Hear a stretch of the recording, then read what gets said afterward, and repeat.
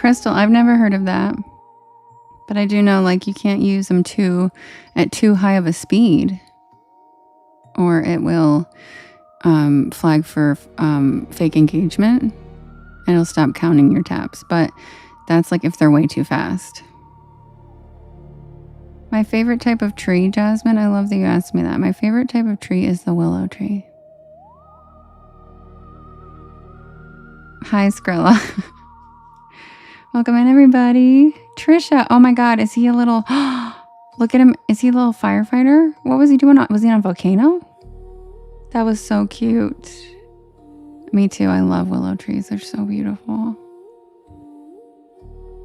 I want to be friends with one like Pocahontas. Hi, Sparkle Tree. Thank you, Trisha. That was so cute. Kim.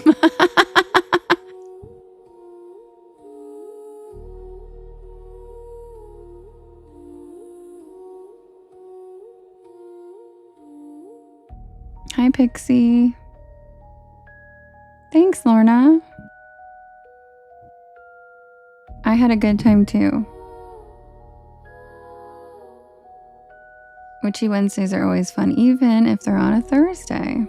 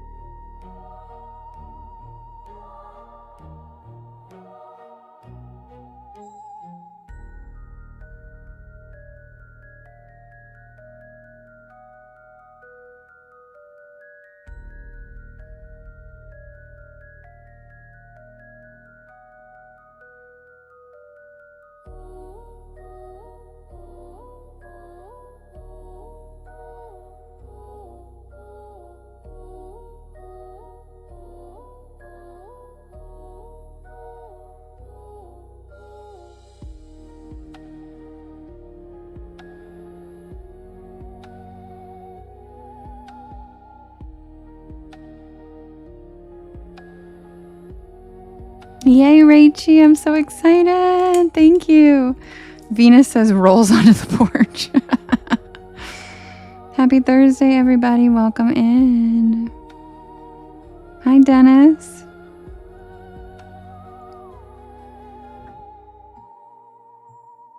Welcome in, everybody. If you could do me... Hi, Kaylee. If you could do me a big favor and hit that share arrow in the bottom right-hand corner. Hi, Jennifer. There's a little yellow circle with 2 arrows chasing each other that says repost. And that puts my live into your friends' FYPs. And it helps us grow this beautiful porch. And Anna, no, I don't think I saw any recent new pictures. Did you email me? Because TikTok messages is pretty much the worst way to try to get in touch with me. It's the worst. Just like everything else here. Oh, okay, yeah, I never check my TT messages because it's just like everything else in this app. It's a hot mess. Hi, Pippa.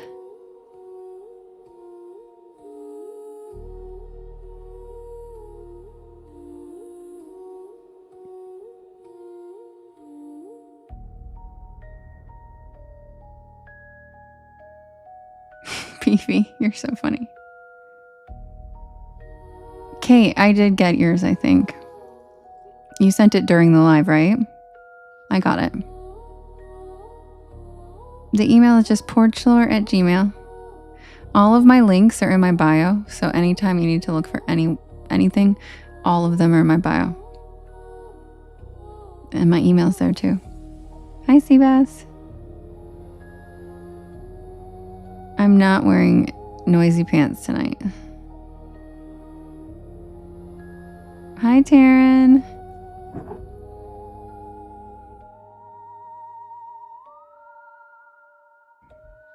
He thought I was scratching my leg a bunch during the live the other night. I was like, why would I be scratching my leg that much? I was in swishy pants. So I was like, okay, good to know you guys can hear them. I will not be wearing them again on the live. I was in like joggers, you know? Sure, Beefy. Sure. Watch what you pin. No, I'm just kidding.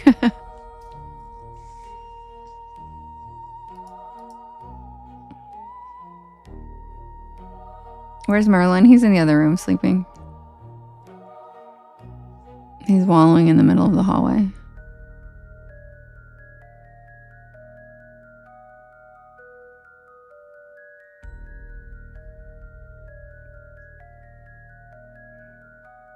Skrilla, you would think that joggers are for breakdancing. They're literally like soccer mom pants.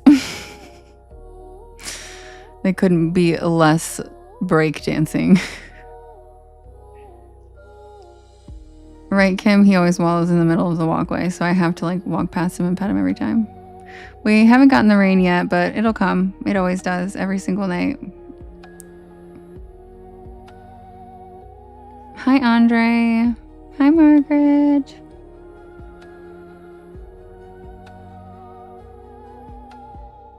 Yeah, Michelle really did. I put my husband to sleep. Bummer. What do you mean bummer? I'm sick of the rain. Yeah, you guys can, sure, Pippa, you guys can do it now. You guys can write your requests. Hi, James, in all capital letters.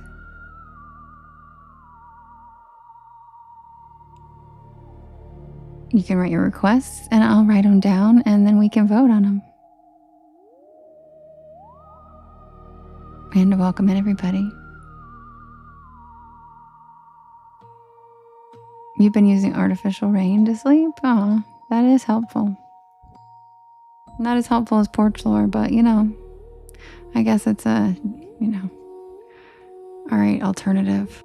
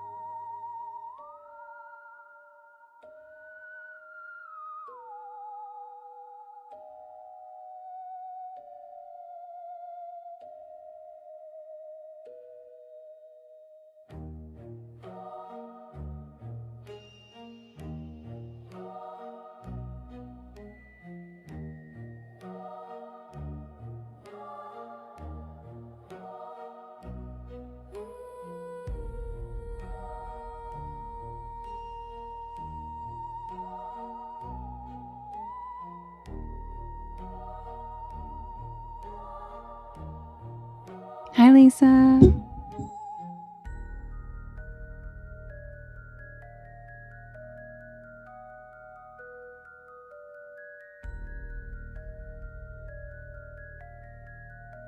Hey, Steph.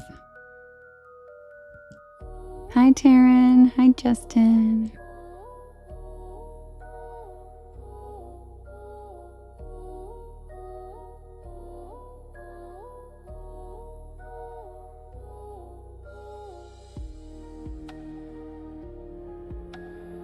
Hi, Mace. Hi, Deborah. Feel free to write your story requests in all capital letters in the chat, and I will write them down, and then we will vote.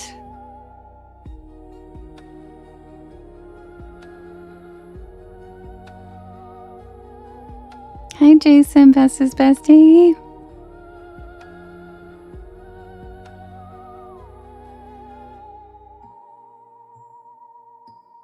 Oh, that's okay, Steph.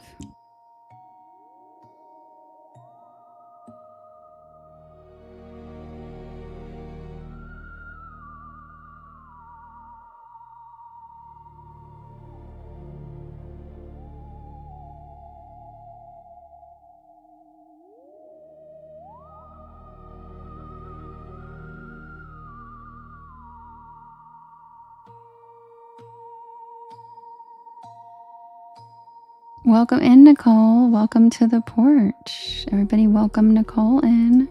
My name is Devin, and this is Porch Lore. And I tell spooky bedtime stories to help you relax your nervous system and fall asleep. And I'm here every single night at 10 p.m. Eastern Standard Time until about 1 in the morning. I do write and record all of these stories myself, and they are available for you to listen when I'm not live on my YT channel, as well as all of the podcast streaming sites. So just look for Porch Lore and you will find me. Also, if you guys could do me a favor and hit that share arrow in the bottom right hand corner, there is a little yellow circle with 2 arrows chasing each other that says repost. And that helps put my live into your friends' FYPs. And it helps us grow this beautiful porch.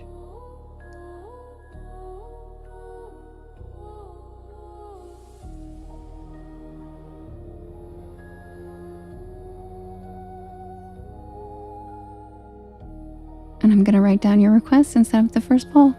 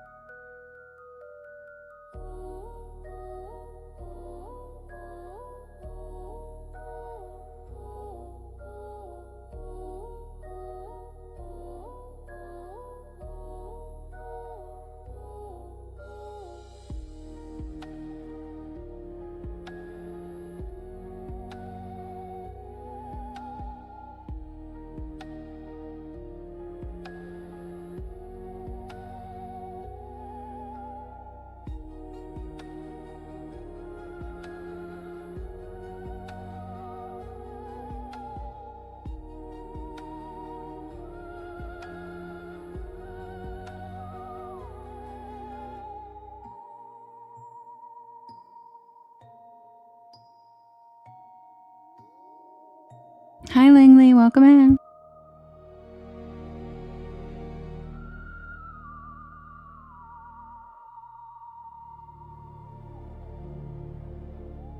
That's okay, Lisa. I know what you're talking about. And yes, Pippa, everything premieres on YT. That's where it starts. So they are always there first.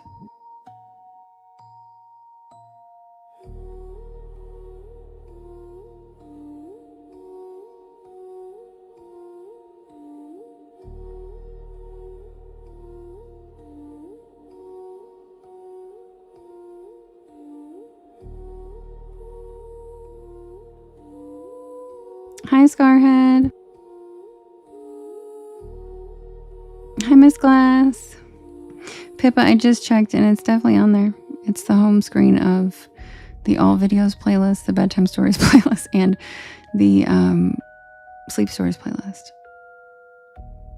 It's the first one. Every time the newest video will always be the cover of all of the playlists, basically.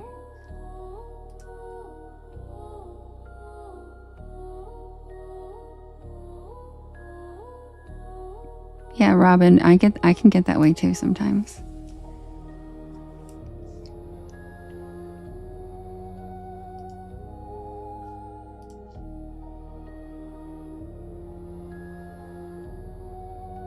That's weird, Jessica.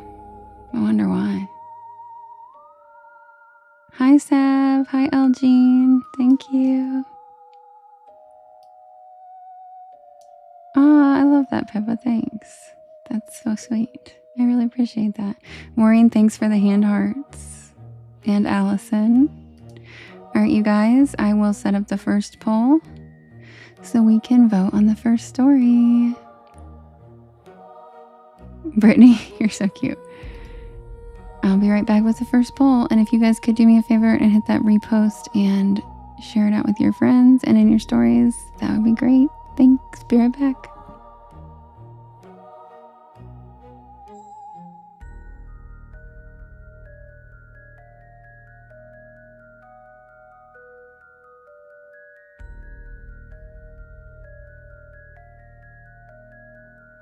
Hi, Priscilla.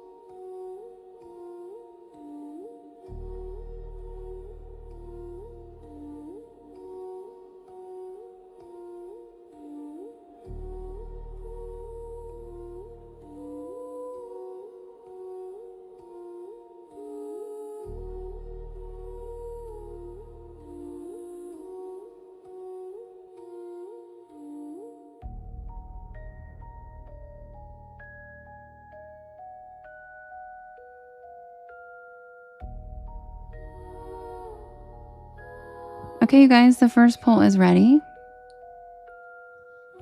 We have the Last Summer Carnival. We have the Fresno Nightcrawlers. We have the Hitchhiker, which is my favorite story. We have Booger Hollow. And we have the Pine Barrens Beast. And you can vote in the top left-hand corner. There's a little blue box. And you can vote up to 50 times. And you can vote for more than one story. It's under the stupid pink banner, so if you can't see it, you have to swipe out sometimes. Come back in because the banner sucks. Oh wait, you guys, never mind. This is the wrong poll. Just kidding. Sorry, guys. Let's try this again. That's the one that's always wrong. Okay. There we go. Sorry about that, you guys. It was set to that from last night. There we go. That's the type of poll we hate, remember? Yeah, I hate that one. But remember, it forced me to do that last night. Because it claimed I did it 6 times when I didn't. It just failed 3 times. So, and yes, Michelle is right. If the pink banner, she says you can swipe away, but that always ends up swiping me out. So if you can do that, more power to you.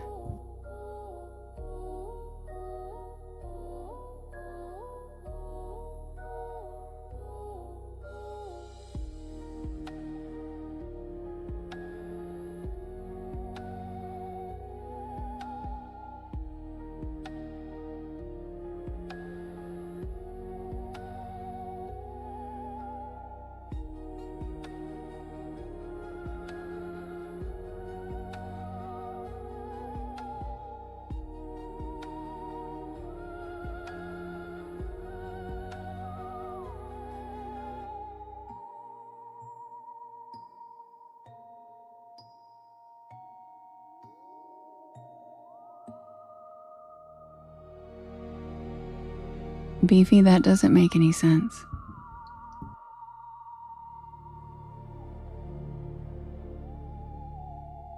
Don't drop that dun dun dun.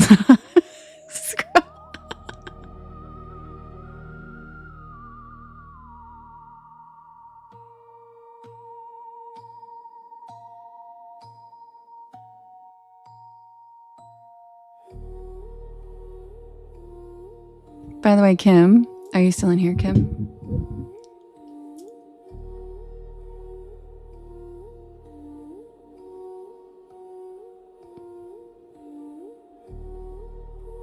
Oh, got it, Beefy. Got it. Oh, and the winner is my favorite story, The Hitchhiker. Hi, lovely. Now I'm gonna have that stuck in my head all night. Don't drop that. Don't. That's gonna be in my head all night. I know, Rachie. They've literally never won a poll. They've never won a poll. Not once. Maybe someday. Maybe someday. Yes, Robin, 10 to 1. Every night, same schedule.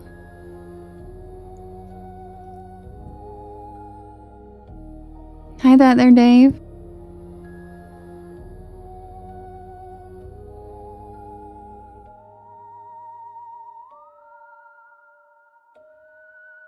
Yes, lovely. I have. Like 2 weeks ago.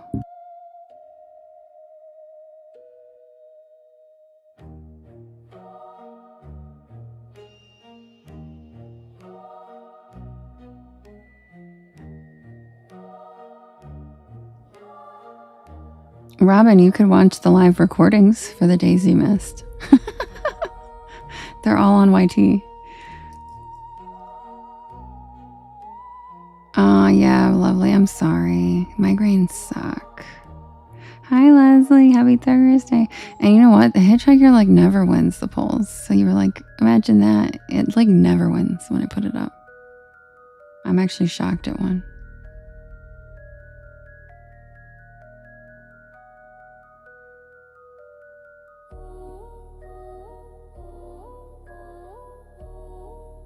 Oh, yeah, Leslie. That was so funny.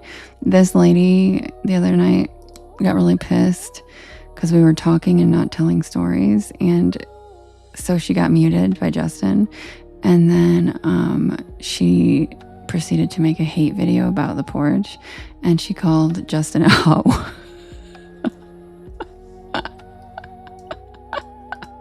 And I'm never going to get over it.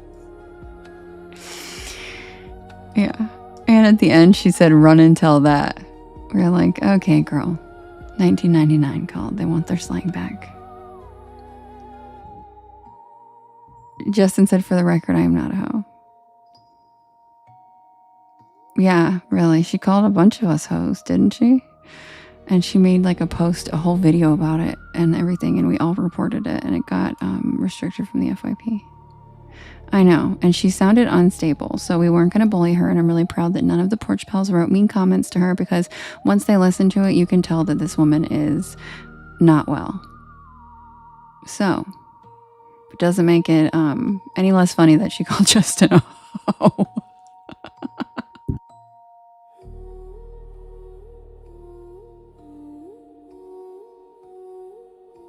And I mean, Justin is an exotic dancer, so I guess if you wanted to call him a hoe, you can. Who cares? And what's your point? Worse things in life than being a hoe.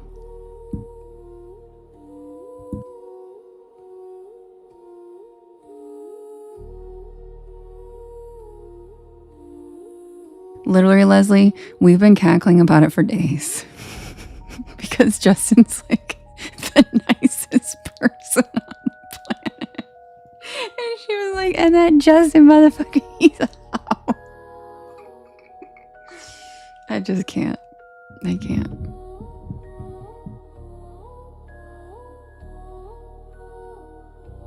Lonnie said would love porch hoe merch.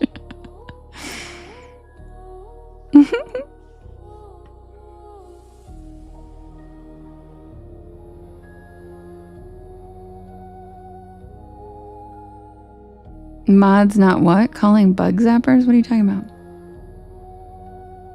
Hi, Jamie.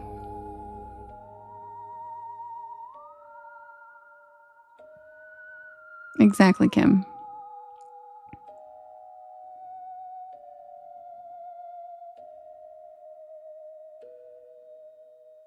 Justin said maybe she did see one of my dances.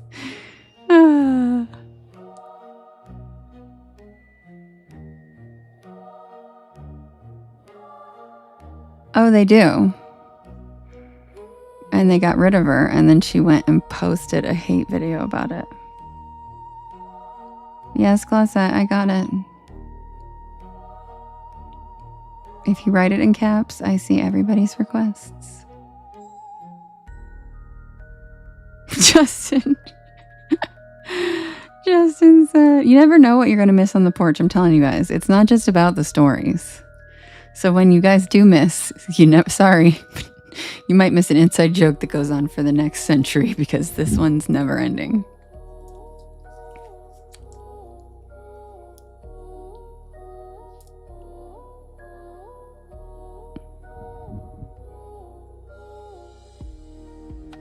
She did, Michelle, you're right.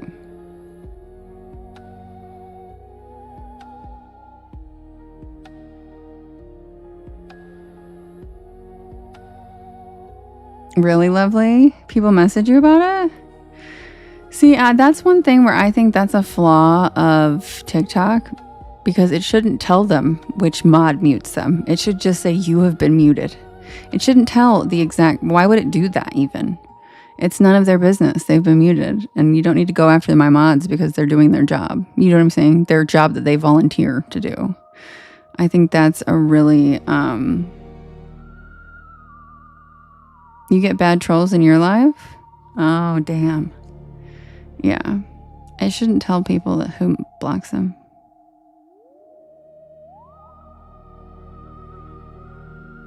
They often come back in just to find the mods in your life?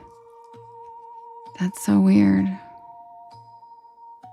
Rachie, thank you. That's so cute. And Mary, thanks for the hand hearts. And Holly, thanks for the star guard. That little star lifeguard is adorable.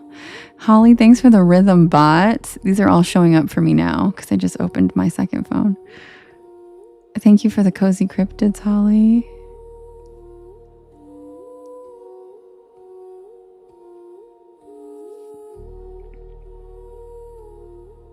Exactly, Lily. There's no need for that information.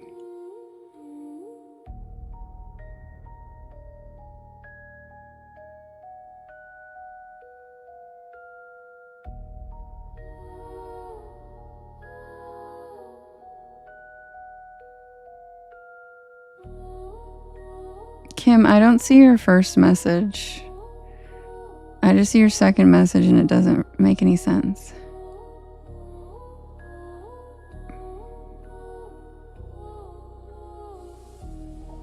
Exactly, Michelle. She said she came in a couple times.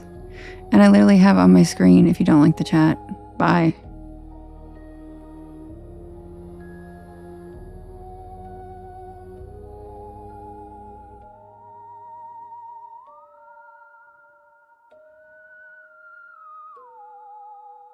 That's okay, Kim. I know that.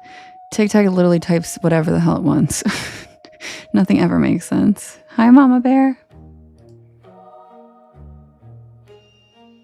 And it only happens on TikTok. So it's not like you guys are typing problems. It's TikTok, as always. Just like everything on this app. Anyway, we love TikTok Shop. Oh, thanks, Just Dave. Okay, the winner is the Hitchhiker, and I will be right back with the Tale of the Hitchhiker. And if you are new here, welcome in. My name is Devin, and this is Porch Lore. And I tell spooky bedtime stories to help you relax your nervous system and fall asleep. And I'm in here every single night at 10 p.m. Eastern Standard Time until about 1 in the morning.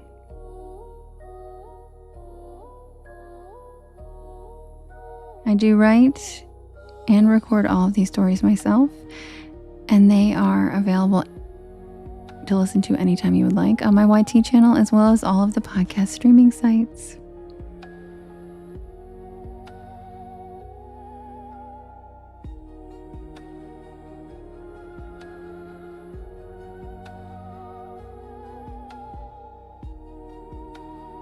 Oh, Beefy, that's cute.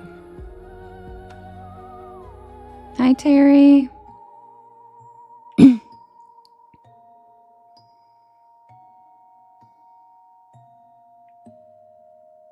And no, Tater Tot, it wasn't the listening song. If only it was the same person, but nope. There's a lot of them out there every night. That's why I ask you guys constantly to type in keywords.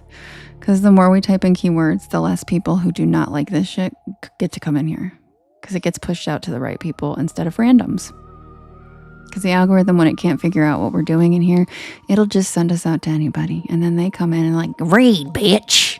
And, and then I go off the handle and I have to be the bitch. And it's not fun for anybody. So feel free to write keywords in the chat throughout the night to let AI know who to send us out to, like paranormal, supernatural, spooky bedtime stories, Mothman, Goatman, Bigfoot, Sasquatch,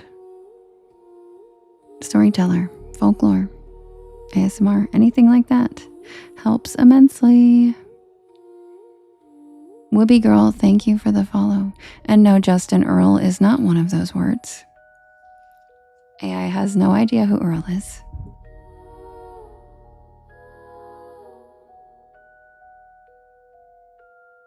Neither is Captain Spaulding. Don't even know who that is.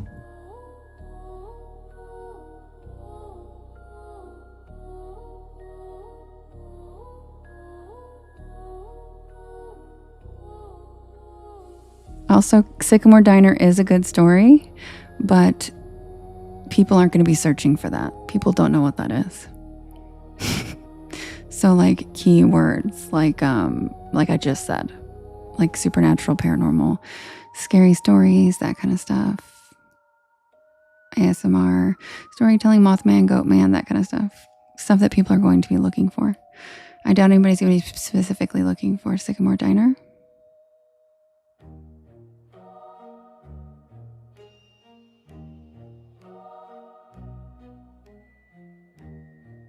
Does spoopy work? Probably not.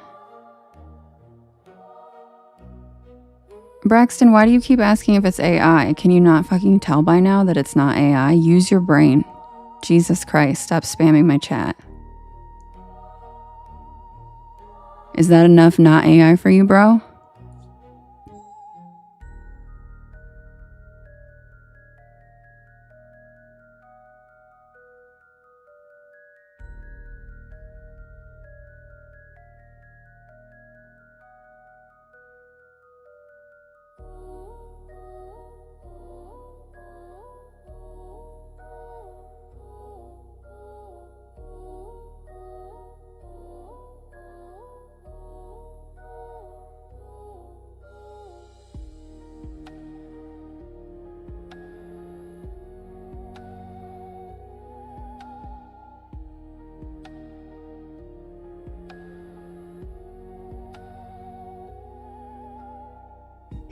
Wink said, well, that settles that. Thank you, Terry. Yes, AI as an actual intelligence. Thank you. Chorizo and Madison. Hello, cuties. I love when you come in, Chorizo. And hi, Madison. Yeah, Kim. Kim said, run and tell that. And then the other Kim said, that'll do it. Well, honestly, he literally, as I continued, like when he first came in and he asked it, and then he continued to ask it when I'm talking to people in the chat. If you can't figure out by then bro, go maybe back to school or something. I don't even know what the hell. Like, if you can't differentiate that a real human's talking when I'm addressing people in the chat, then your brain might not work. I don't know. I don't know what to tell you. Maybe you need to go touch grass. Like,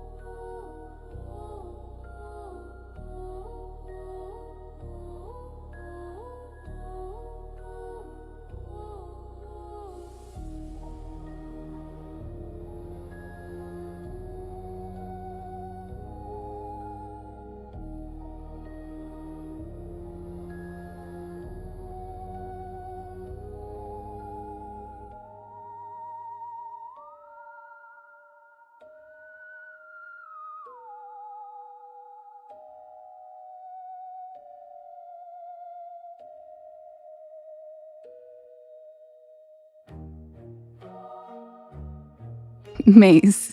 Well, and that's the thing is people come in and ask if I'm AI all the time. And usually I'm like, yeah, hey, no, I'm not. But this one, I just figured like he'd get the point when he heard that I was talking to people in the chat. And you met your wife on TikTok, Dave? Congrats. But he like just kept spamming that question over and over again. I was like, dude. Kim, you had an old Cavalier too. Did we already talk about this? Because I had a Z24 with 212s and an amp. Bumped around in that shit. Hotboxed it. Had a good time. Thank you, Diana. That's what I thought. Like, seriously. When I'm telling my stories, I slow down a little bit and I do make my voice a little deeper register for the frequency that helps you guys fall asleep. But that's intentional. But I still, even if I sounded like AI then, I don't right now when I'm talking to you guys. That guy just maybe might need to go outside and talk to some real humans.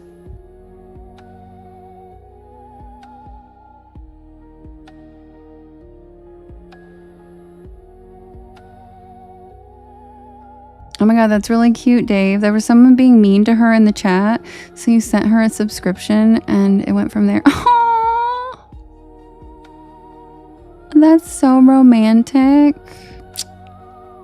How cute. Did you guys like live far away from each other?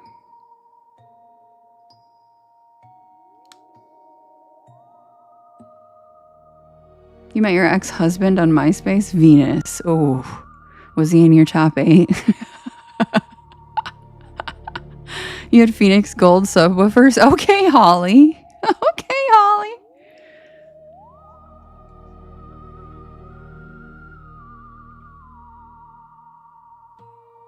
Thank you, Sick and Tired. Welcome to the porch.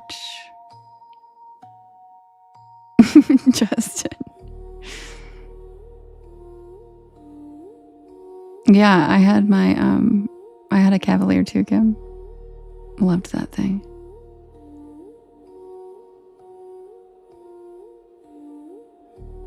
Skrilla, what were the big eye faces for? I didn't have spinners, but I sure wanted them.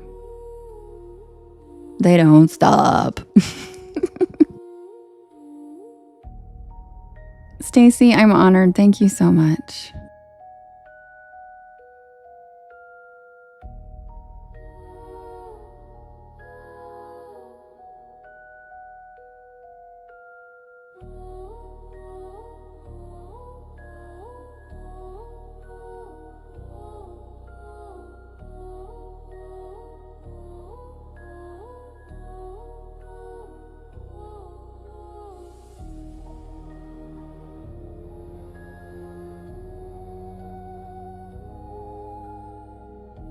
But I did have Suma Tuma Tayas and they were run flats.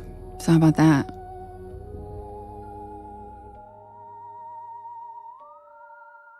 Yeah, that 100% looks like a Cavalier Dash.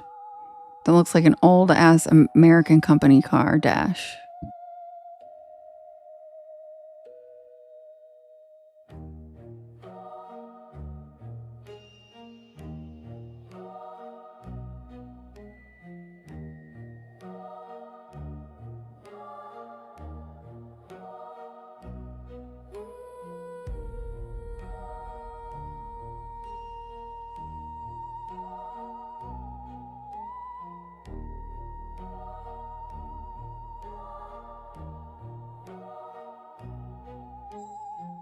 Yes, that's the emergency blinkers.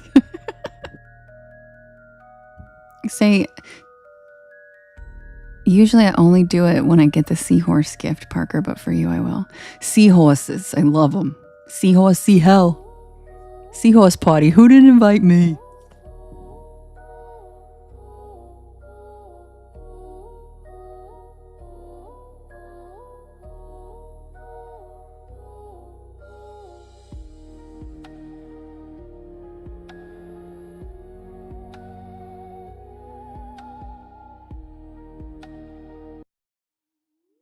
Not my chair, not my problem.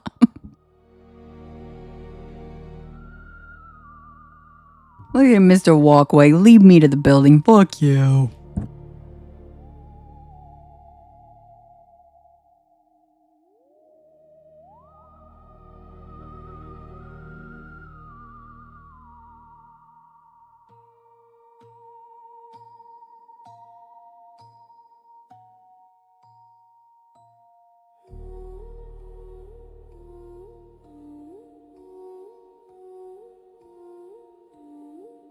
Wait, Mackenzie, you raised seahorses? Never catch me paying for a floor. Not me. Never again. Mr. Captain of Tying Knots. Anybody needs a knot tied, they go to him. I can't believe you raised seahorses. Oh my god, Mackenzie, that's so cute. Deborah wrote Tales from the Crypt. Seahorse. Deborah, you're so funny. Deborah is so funny. Not never, not once. Yes, welcome in everybody. My name's Devin. I drink out of cups and I like to be a bitch. Sit down and relax. Thank you for the bouquet. Thanks, Robin.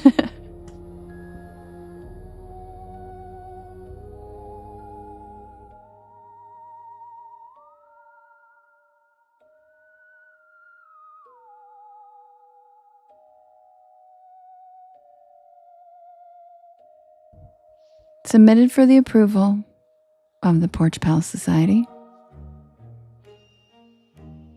This is the tale of the hitchhiker. And don't worry, Glossette, Robin's just teasing. See, she has a UFO in her name. She's just kidding.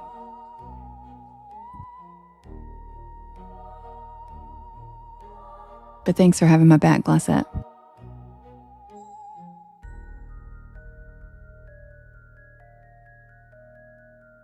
Hi, Ange.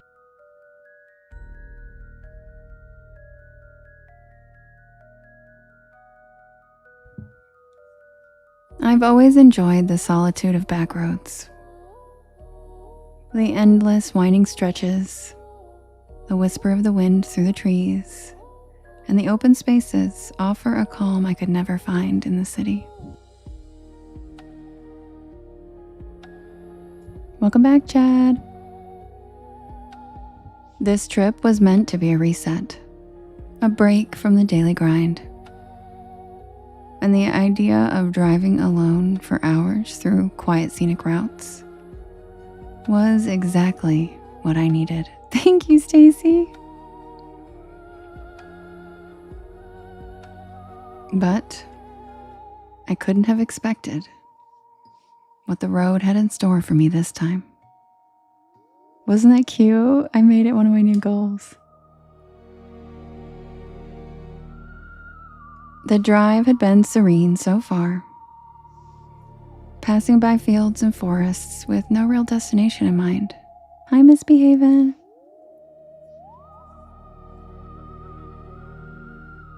Just an open map and a willingness to see where the day would take me.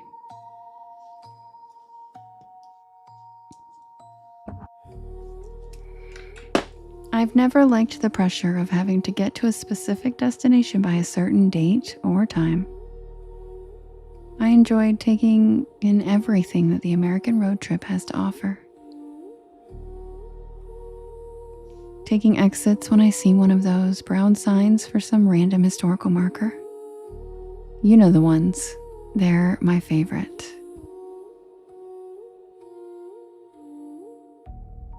I have learned so much about this vast country of ours just by slowing down a little bit and paying better attention to my surroundings instead of my phone.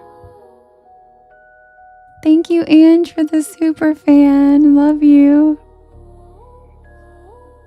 You'd be amazed what you can experience when you make an effort to be more present.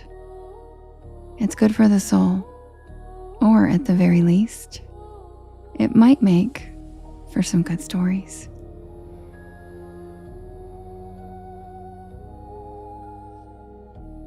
The early part of the trip had been quiet.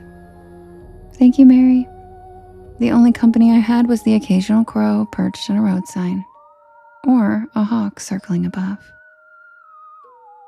After a few hours, I found myself on an isolated stretch of highway, winding through dense trees that seemed to lean closer as if they were closing in on me.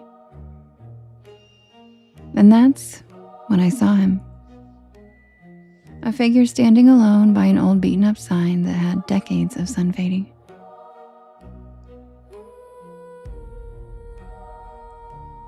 The young man wore dark, simple clothes, a flannel shirt over jeans, and he carried a small worn duffel bag slung over one shoulder. He had a calm, almost expectant look, as though he had been waiting for someone or something.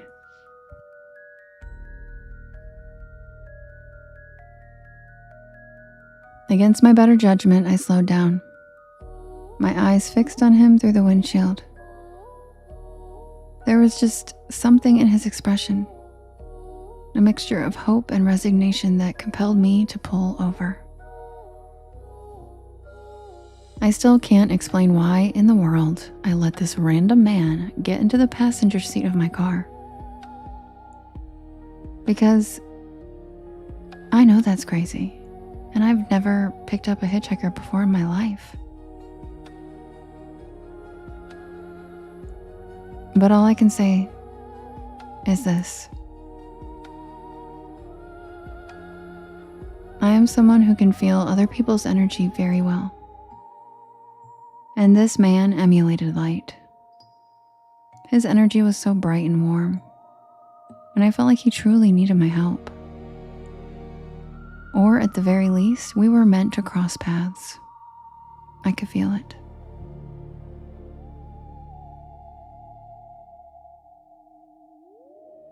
As he got into the car, I noticed that he carried himself with an air of quiet calm.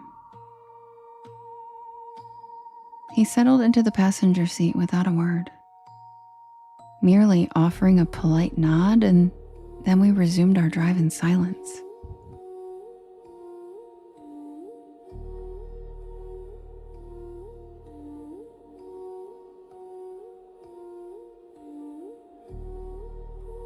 He gazed out the window with a detached expression, and as we drove, he began to share tales about the places we passed, almost as though he was narrating them for himself rather than for me. His stories were filled with oddly specific details, recounting local legends and histories of old mining towns and forgotten backwoods communities. And for those of you who know me, You know that this legit sounds like me on road trips. I have always been a huge fan of history, and I have a lot of random legends and lore in the archives of my brain. Hence, me creating porch lore. So he mentioned ghost towns that had been left behind after disasters, and towns that people abandoned suddenly where they left everything behind in a hurry. But as I listened, an unsettling feeling began to creep in. His stories seemed so detailed and so intimate, and the sense of familiarity that had comforted me at first now felt like something different. Like these memories weren't merely heard secondhand, but instead, these were experiences that he'd lived through himself.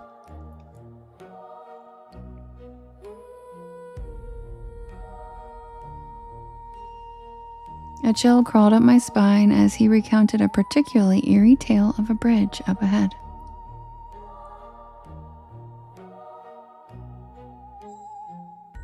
He described it in an unsettling level of detail, telling of a man who had been seen wandering the roads for years after his car skidded off the bridge one rainy night.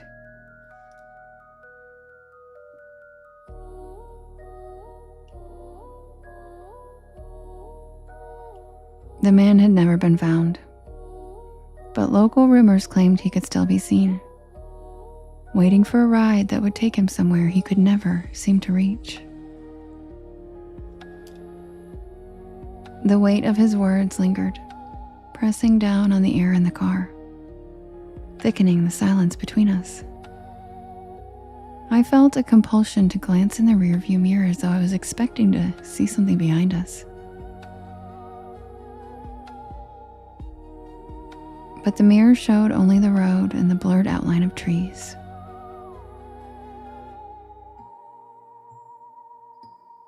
I shifted uneasily in my seat, telling myself it was just a story.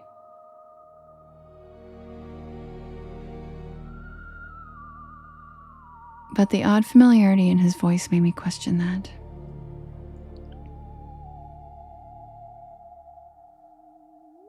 The road wound on, dusk settling in around us.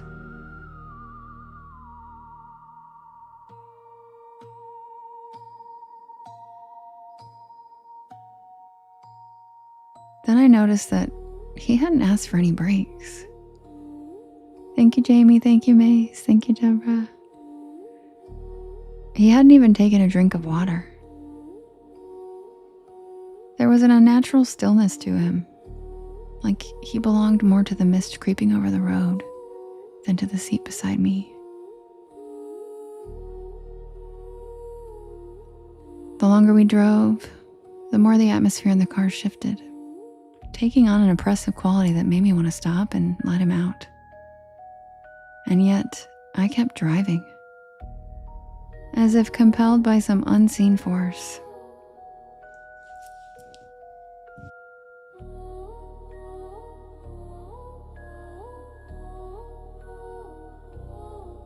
We reached the bridge just as the last of the light faded, and the old iron structure loomed out of the mist. Thank you, Mace. Its rusted beams casting long, spindly shadows. The radio, which had been faintly buzzing with static, went silent, and I felt the chill of the air settle deep into my bones.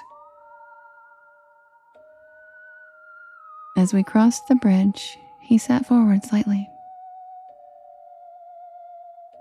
his expression unreadable but strangely intense. Thank you, Jordan. The bridge groaned under the car's weight, the iron creaking and straining, and I felt a cold sweat bead on my forehead. The strange heavy silence in the car seemed to pulse, thickening with each passing second. And there was a quiet finality to it, as though something was about to end, or perhaps to begin.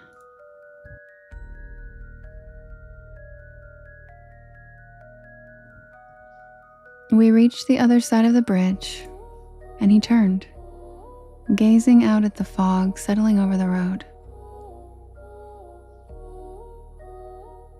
He stared into my eyes, smiled, and said, "Thank you for having an open heart." And then he reached down, lifting his duffel bag, and he looked toward a faded roadside marker, barely visible in the twilight. A sense of relief washed over me as he reached for the door handle and stepped out of his car. His movements measured and deliberate. As he stood by the side of the road, he smiled at me one last time and waved as the low fog drifted across the road, obscuring him from view for just a brief moment. When the mist cleared, he was gone.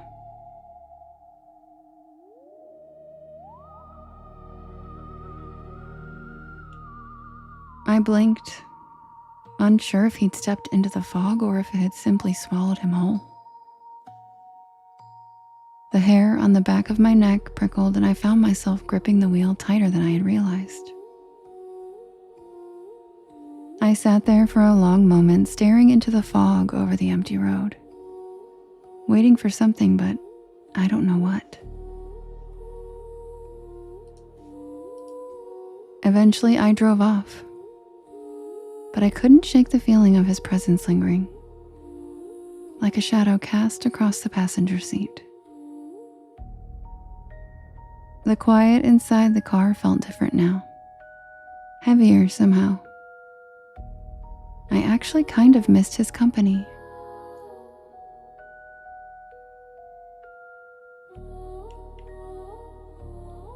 Days later, when I mentioned the hitchhiker to a local clerk in the next town, he gave me an odd look. And then he recounted an old story about a young man who had disappeared on that road many years ago. A traveler who had vanished without a trace, last seen hitchhiking near the bridge on a cold autumn night. Locals said that he was still trying to get home, that some people swore they'd seen him over the years. His face blank, his bag slung over his shoulder, as he waited for a ride that would never take him to where he was going, which was just the other side of the bridge. I still don't know if he was real, or maybe I toked a little bit too much that night while cruising. But sometimes, on those quiet back roads, I catch myself glancing at the passenger seat, half expecting to see him sitting there, waiting silently for the journey to begin again. And to be honest, he wasn't bad company. If I ever see him again, I will absolutely stop and pick him up. He can ride shotgun anytime.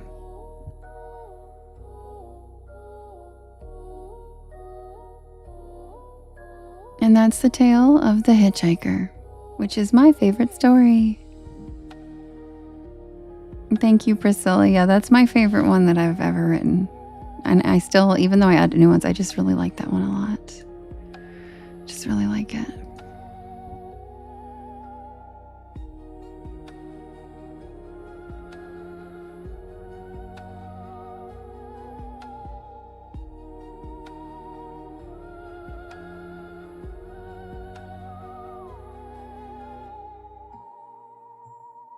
And welcome in, Jordan. You're new here.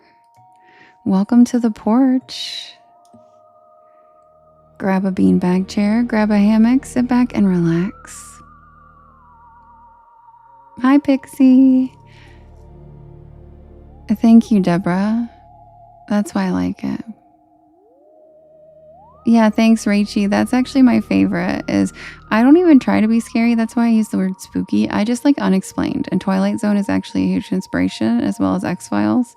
So I just like weird, unexplained experiences. I'm not even a big like horror person. I just like unexplained, and a lot of people find that very spooky. See, lovely, you hear that? Toktek said that's the first time hearing it, and they've been here several weeks. I told you.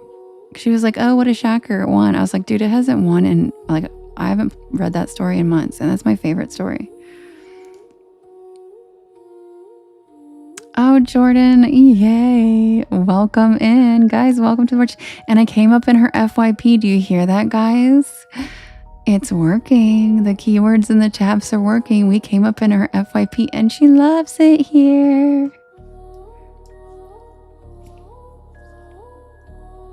Yes, I still love Twilight Zone. Except for the funniest one to me is, Lonnie said, wee. The funniest one to me is Talkie Tina. I'm Talkie Tina, and I'm gonna kill you. Oh my god, Michelle, thanks for the fire pit, Diney. It just popped up when I opened the second phone. Jesse, thanks for the cozy cryptids. And Mary, thanks for the hand hearts. You guys know what I'm talking about? Talkie Tina? She's like, I'm Talkie Tina. And it's your last day, motherfucker. Like, she's so creepy. Because she goes after the alcoholic, abusive dad. So I'm almost like, okay, who are we supposed to be scared of Tina? Or is she like vengeance in doll form? Is she karma? Yeah, see, Lovely knows. Yep. And she takes out the stepdad because he's a POS. And I'm like, wait a minute. So is Talkie Tina bad or not? Because it seems to me like Homegirl is karma. Hero Tina. Yeah. And like she protects the little girl. So I'm like, But they make her like, I'm like, no, she's only scary if you're a POS, just like elementals. Only scary if you're bad. Don't be a bad guy. And then you wanted to be scared of murderous dolls that operate off of karma. Oh, you're right. In the end, she tells the mom, you better be nice to me. I love how you remember that, Lovely. You're right, though. She does. She does threaten the mom at the end, but you're right, Shay. She did threaten to kill the mom, too. But we don't know. Maybe the mom's a bee. Maybe she's protecting the girl. I'm just kidding. Hi, Jekyll. How you doing? He's back, guys. Toilet guy is back. People ask where you are sometimes, Jekyll. They're like, where's the toilet guy? And I'm like, who, Terrifier? Because he changed his name to Jekyll and Hearse or something, but I know him as Terrifier. Literally, Rich, Megan would definitely use that episode as inspiration. Every crazy Chucky used that. That was like Talkie Tina was the original scary possessed doll. Oh, don't worry, Viola. It's already on the list. All right, you guys. I'm going to set up the next poll so we can vote for the next story. I'll be right back. Grab a beanbag chair, grab a hammock, and welcome to the porch. Hi, Isabel. We're talking about the Twilight Zone and Talkie Tina.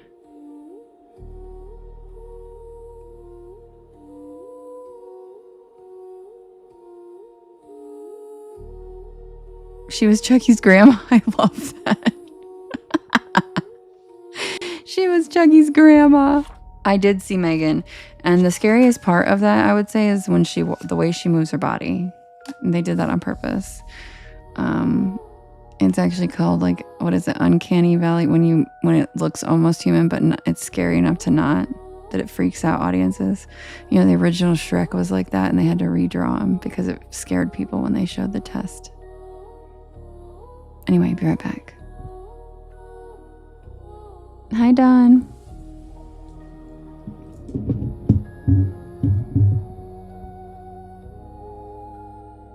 Yes, Beefy, it's pretty creepy. Jekyll, no, I don't know where you live.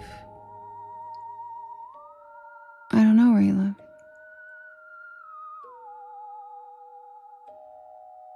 Do you live on Jekyll Island?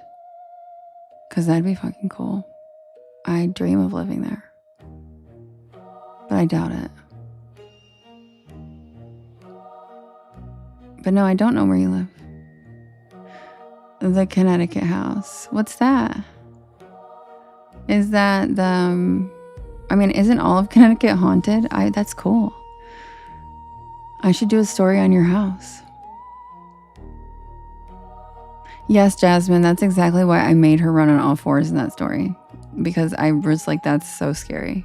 And that's exactly right. The way Megan moves in that movie left a mark. Like, that's something you don't forget because it was really creepy.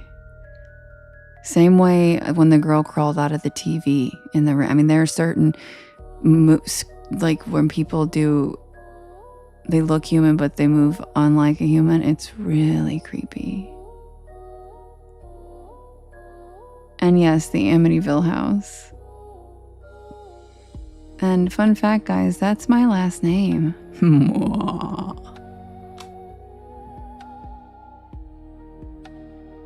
Oh yeah, Jekyll, I remember now. You said you changed it. I didn't realize it was you called it a Connecticut house instead of funeral home.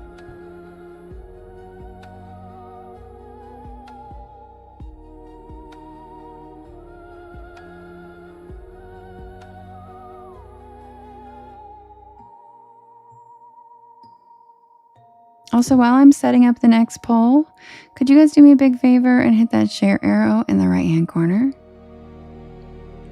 And there's a little yellow circle with 2 arrows chasing each other that says repost. And that puts my live into your friends' FYPs, and it helps us grow this beautiful porch of ours. Hi, Scarlett. Yes. Is my favorite color blue? Jekyll, yes. Periwinkle blue. So kind of like a purpley blue. So I kind of love purple and blue, but I love green too. I just don't like orange.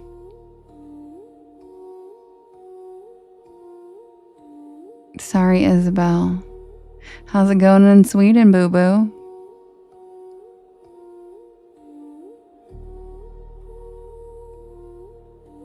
The new hearse is blue. Cool. Lovely. Did you say what to the orange comment? Hi, Melinda. Me too, Anna Marie. Not as much yellow, but orange, I just don't do it. No, I can't. I just don't like orange. Unless it's like peach.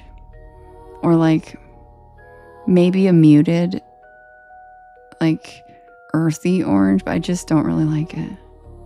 Really, Lovely? That's a very uncommon favorite color. Did you know that? She said, I guess I can't stalk you anymore. Why? Because we don't have the same favorite color. You're a dweeb.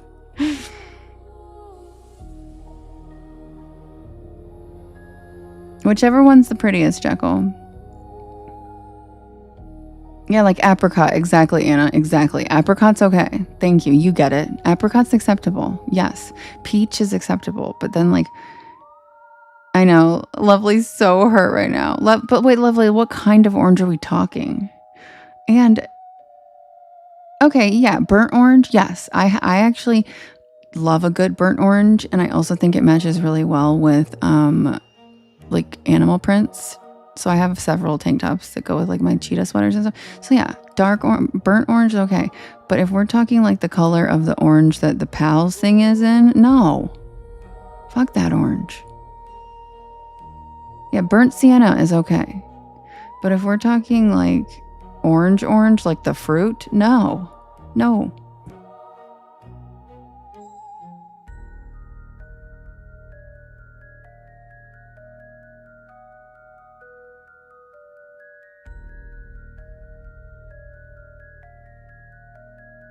Oh, Derek loves orange. Watch out. Lovely's going to start stalking you. I like all orange, but I do not like oranges. Oh, well, see, that's funny because it's the opposite. I like oranges. So it's not the new black. Funny. Okay, guys. I'm going to set up the next poll. Share it out, and I'll be right back so we can vote.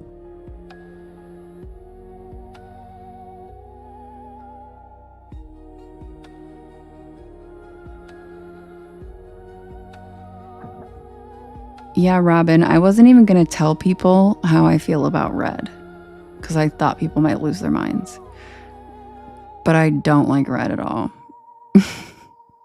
Like, I hardly even own red clothing. No red for me. But I do like coral. Like coral's okay. But red, no thank you. I just can't. I know everyone loves red. That's why I didn't want to bring it up. Because red's a very popular color for people. Yeah, I just don't like it. I just don't like red. I'm like a cool color gal. Much more than a warm color person. But I just like muted earth tones. And red is not that. I do not like primary colors. I like muted, very soft, subtle earth tones. If you guys can't tell by my merch. Literally, like, I think there's like maybe 2 red options in all of my merch.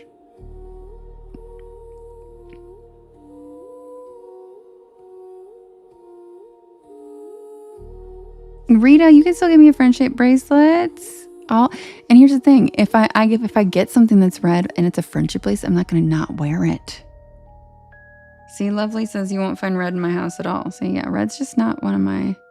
Yeah, Melinda, thank you. Yeah, I just love muted earth tones. That's my vibe. Like sage green, yum. Plum, yes. Mauve, oh yeah. Cornflower blue, yes. Cream, even mustard maybe. Taupe, love them.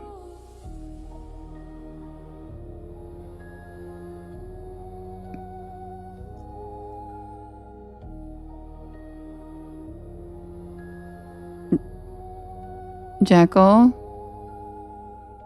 you're gonna get muted soon. You better watch it. Me too, Rachie. I love sage green. Spirit Beefy said, taupe and seahorses, love them.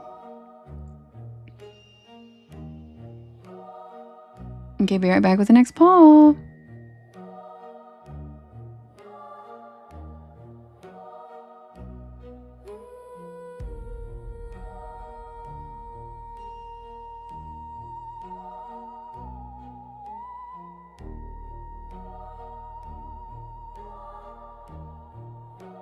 Also, let me just continue to further explain. I am naturally blonde / like reddish hair.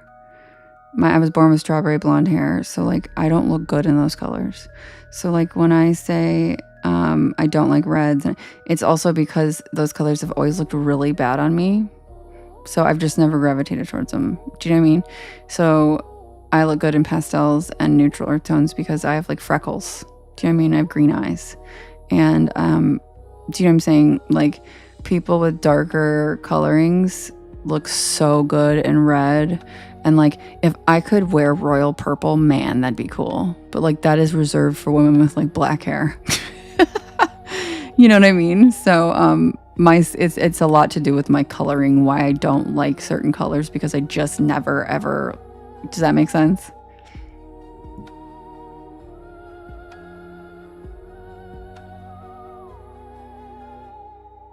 Because my skin is also white as paper, and white skin does not look very good with primary colors. So, you know.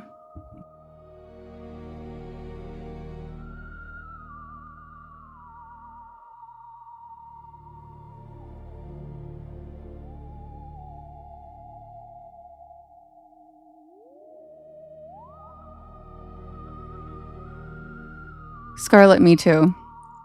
My hair's auburn. So people like can't even tell that I'm a redhead unless like my hair's in the sun or like very bright lights.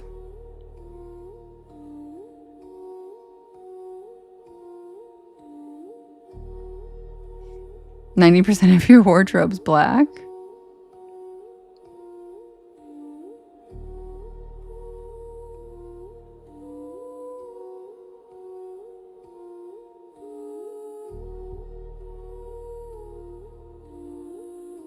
Really lovely. Everybody says that when I say I have auburn hair. But I don't know. I don't know. I was in denial that my hair's red for a long time. And I was dating this guy and he was like, I literally found red hairs all over my car. And I was like, from who? He was like, from you, you weirdo. And then I was like, And then I like looked at my hair in the sun because I dyed my hair for so long, and then I stopped dyeing it and I just let it grow. Yep, it's my Scottish, yeah. And I just let it grow out. And so I didn't really even like know my natural color. And then like I looked at it in the sun one day and I was like, oh my God, my hair is auburn red. Because it's like, it's not like orange red. It's like in the sun red. You know, it's like dark auburn hair. Jolene had auburn hair. Oh, and she was stealing all the men. Yeah, maybe that's my problem. Is maybe it's the auburn hair.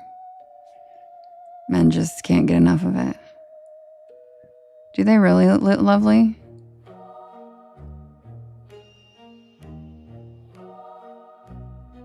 Oh, yours is like highlighted. I love that. Hi, Tanisha. Tanisha said my favorite color is black. It matches my soul and my sense of humor.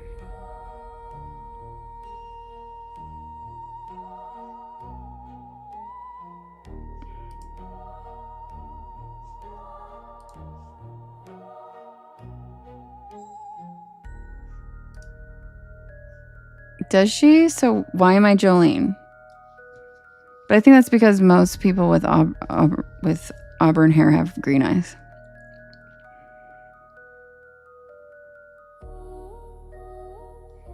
Nope, Mace, it's not dyed blonde. You're definitely wrong.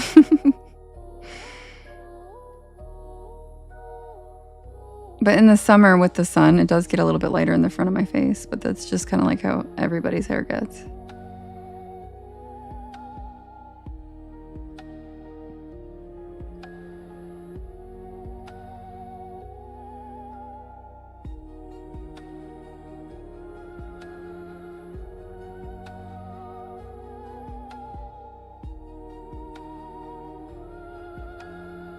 Okay, well, Low and Threaded, he was spamming my chat with inappropriate comments, and I warned him, and he kept doing it. He can't just come in here and keep saying weird shit. It messes up the algorithm, and it confuses all of the people watching. So, and he does it every time, and I've warned him numerous times, and he just continues to do it. So, maybe tell him to have a normal conversation with the rest of the people in this live instead of talking about his toilet every time he comes in. And then one of my mods wouldn't have blocked him. Got it? Because he's done this forever, like 6 months. And it's like, dude, he needs to grow up.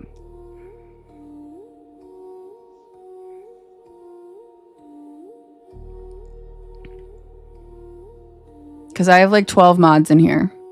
And they handle people. I don't. So, act right.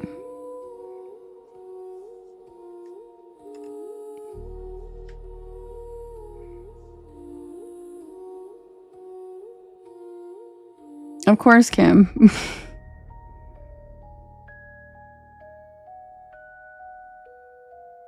Who knows, Isabel? Exactly, misbehaving. And then he was trying to hit on girls and saying he's single, message him. Like, that's not appropriate. This is a safe space. This is not a place for people to make creepy comments and ask if people are single in the live chat. So, just making that very clear.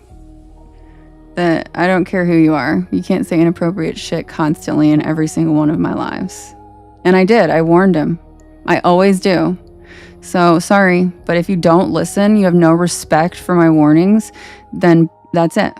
And he's done this for like a long time now. He used to get kicked out of Paulo's lives. And Paulo hasn't gone live for months. So, dude, maybe you don't need to be on TikTok. Because they said he's going to delete his TikTok. Well, then maybe he needs to. If he doesn't know how to have a normal conversation with people in the chat. I sure did, Kim. I told him to stop earlier. I also told him 2 weeks ago to stop. On Witchy Wednesday. He does it all the time, and it's ridiculous. So,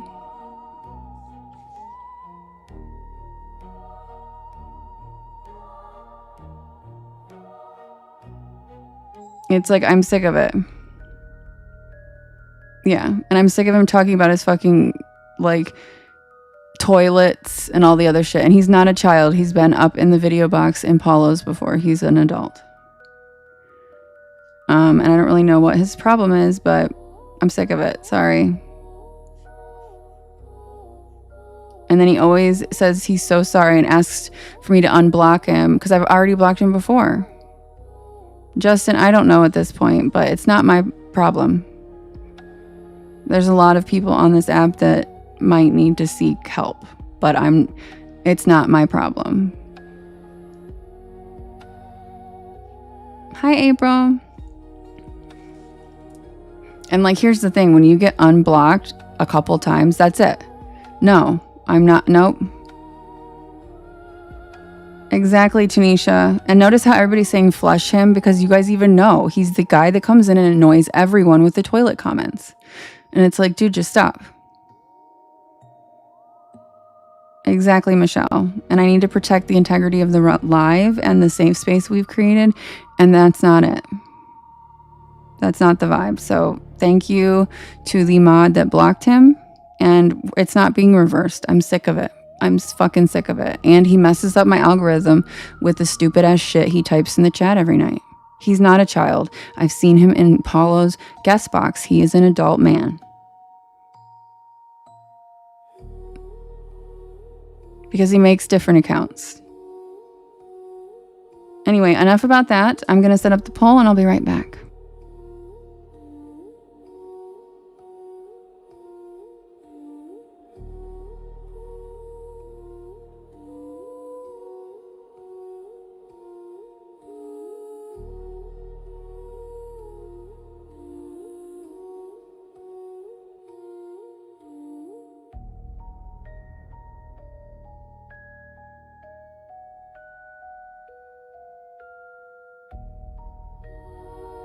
Thank you, Beeble. That's so sweet. You're so sweet.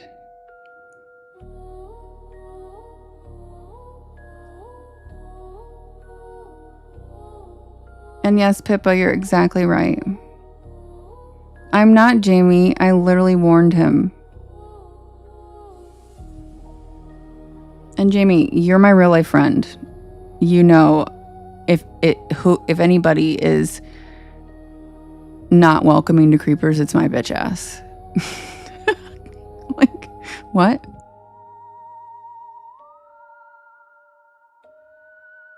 Yeah, exactly. Justin warned him too, and a couple people did, and it didn't matter. And then he always says, I'm so sorry, I won't do it again. And then he does it again. It's like, dude, nope, grow up. Thank you, Beeble. I really appreciate it. We just had to throw someone out, so we're all fired up right now. But I'm going to set up the next poll, and then we can vote. And that's exactly right, lovely.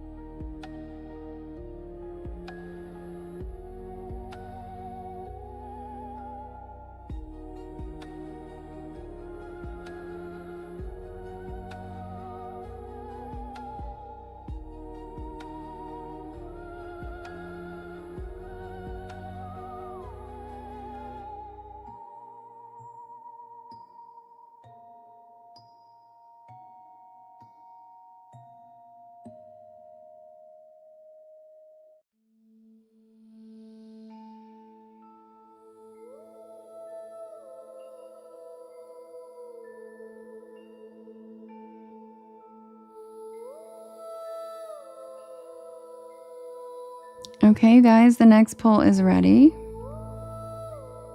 Oh my god, it didn't save. This app is such a piece of shit tonight. Hold on, sorry guys.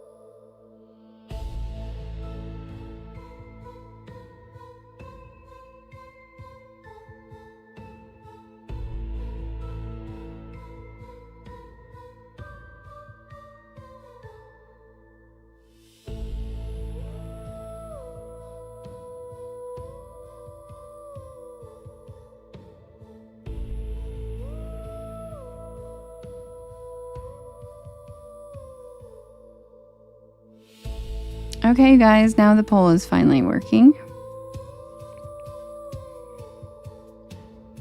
We have good night, June. Sweet dreams. See you tomorrow. Love ya. Exactly, lovely. And like he's threatened that so many times, and like I don't care. Maybe it's probably better. Maybe it's healthier for you to not be on the app. To be honest. Thank you, Matt. Thanks, Matt. Jess, thanks for the hand hearts, and Sandra, thank you for the hand hearts. Holly, thanks for the frog conductor. All right, guys, we have the poll is ready to go. Oh, Nisi, no, we love you. I'm so sorry. We love you so much, Nisi. I hope everything goes okay. I'm so glad you were here for a second.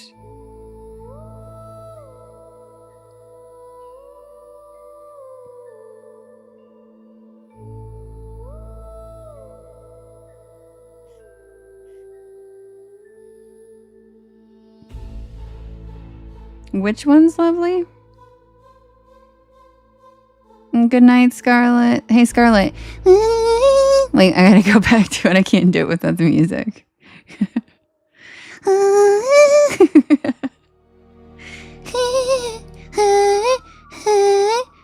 There you go. Okay. We have Whispering Pines.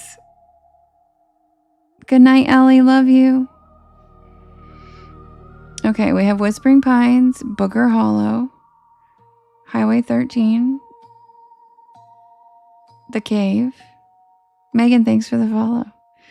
And the Fresno Nightcrawlers. Here we go. Here it is. Ready, Scarlett? Jamie, duh. But usually Scarlett does it with me. But I think she already went to sleep. Damn it, Scarlett. Way to embarrass me. Okay, yeah, the Fresno knees. Here we go. You can vote in the top left-hand corner. There's a blue box, and you can vote up to 50 times. And you can vote for more than one story. We have Whispering Pines. We have the Booger Hollow. We have Highway 13, The Cave, and Fresno Nightcrawler. See, Lacey said I joined at the perfect time. We do it every night, Jamie. See, and Mackenzie's doing it too. It's not just me. It's a thing, Jamie. It's a thing we do.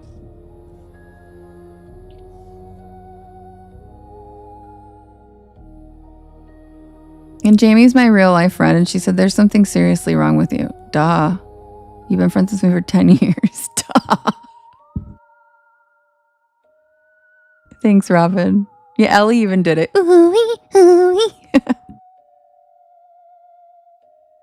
Who's it gonna be, guys? We've got Whispering Pines, Booger Hollow, Highway 13, The Cave, and the Fresno Nightcrawlers.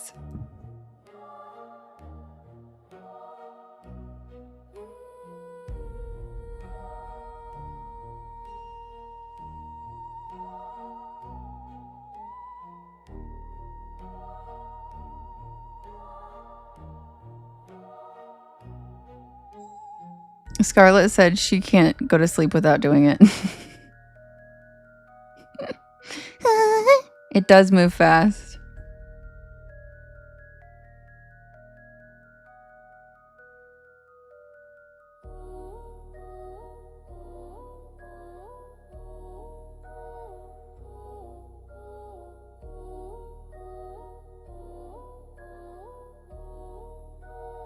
Brandy, thanks for the oranges.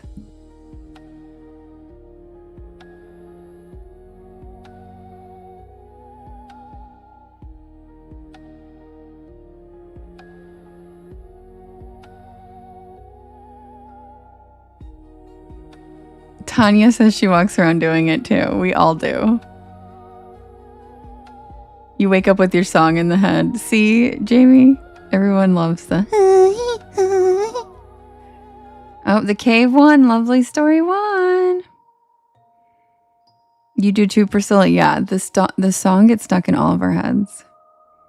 Me neither, Rich. I don't get tired of it either, which is really strange because I feel like I would usually get tired of a song. And I listen to it every single night just like you guys do the whole time. And it's just like, hee, hee.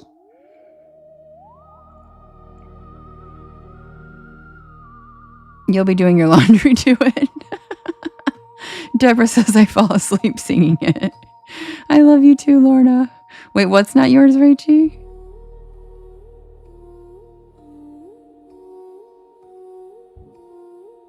All right, guys, I'll be right back with the tale of the cave. It is like a blankie.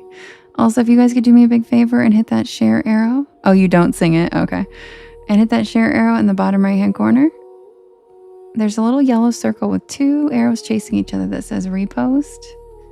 And that puts my live into your friends' FYPs. And it helps us grow this beautiful porch. You can also undo it and redo it every once in a while if you would like. It helps reset the algorithm. And thank you guys so much for tapping and all your lovely comments and just being here. And if you are new here, welcome in. My name is Devin, and this is Porch Lore. And I tell spooky bedtime stories to help you relax your nervous system and fall asleep. And I am here every single night at 10 p.m. Eastern Standard Time until about 1 in the morning.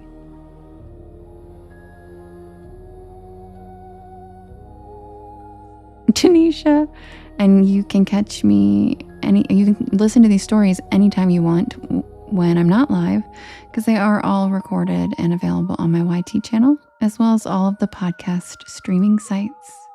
Just look for Porch Lore and you will find me. I will be right back. Grab a beanbag chair, grab a hammock. Welcome to the porch. I'll be right back with the tale of the third man's cave. Thank you, Misbehaving. Oh, Viola sent me corn. Corn.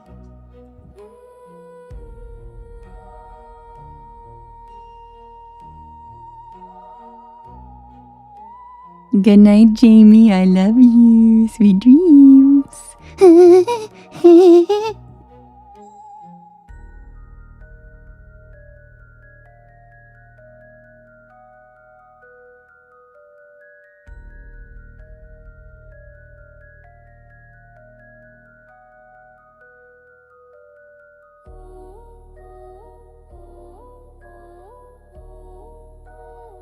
She said, shut up, love you too.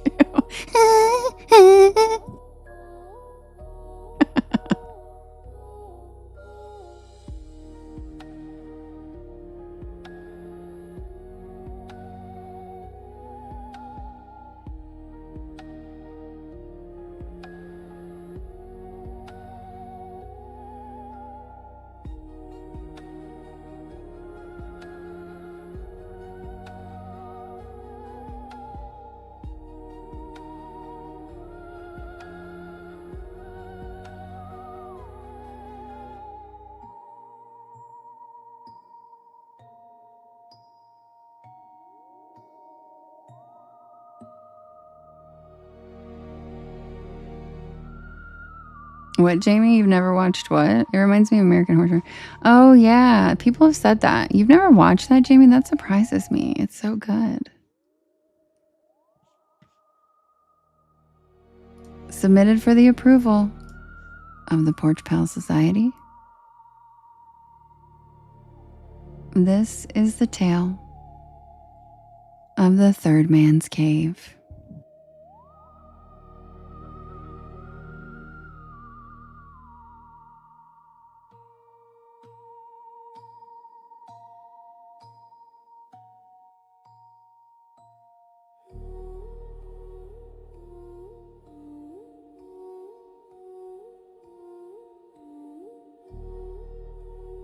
Oh, thanks, Robin.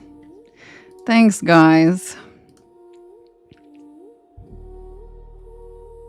I got distracted because Toilet Man just joined the Discord server, so I'm sure he's going to start messaging in there.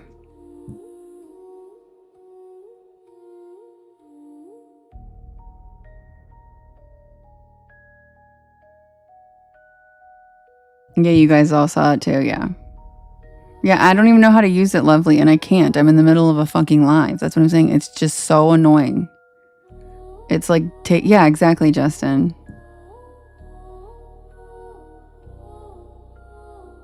Thanks, Robin. Thanks for the heads up. Exactly. Where's Tommy?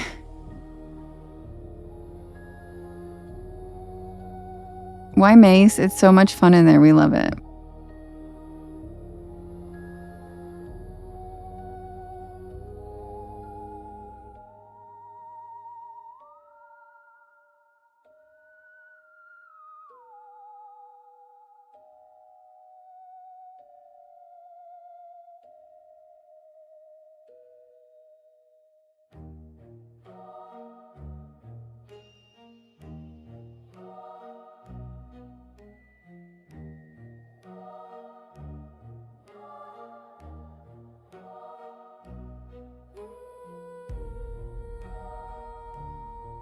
Thank you, baby Firefly. Misbehaving, you can join. You just have to download the app and then you can join through the link in my bio. But there's also a link Justin can share. And yes, Lady Rose, I do. It's Tommy and Rachel, but they have been kind of MIA lately. So I'm going to have to add some because I don't really know how to do much in that app. Yeah, Kim, I saw the notification. And he says that every time. He always says, I won't do it again. I'm sorry. If you can't, like, keep your promise that you won't talk about fucking toilets, like, dude, what? That's ridiculous. Absolutely ridiculous. Already given him, like, 3 chances. So, nope. Done. Over it.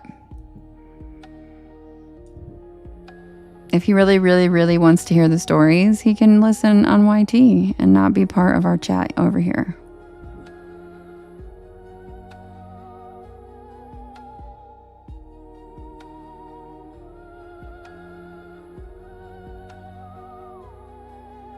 That's okay, Ellie. I actually just started going in more often because it took me a while to make it like a habit because I'm not very good at checking it. Exactly, Justin. Zach said, I won't ask. Yeah, you don't want to know. Somebody just got thrown off the porch. Kim, that's hilarious. Exactly, Glossette. Sure did. Because now there are options to watch my stream and not be involved in our safe place chat where it's comfortable and we don't have people asking people in my chat if they're single and about toilets. It's ridiculous. So you can watch on YT if you don't know how to play nicely with others.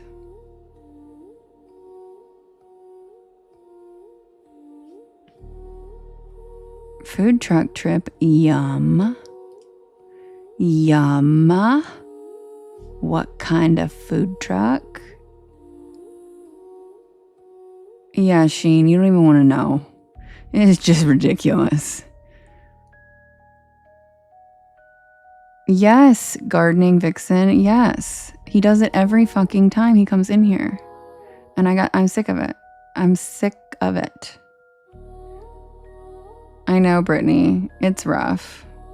But it's because they're trolls. Do you know what I mean? Like, bye. And that's how we keep it a safe place. That's how we keep it high vibration. Yeah, it wasn't even funny the first time. Exactly, Justin. It was never funny.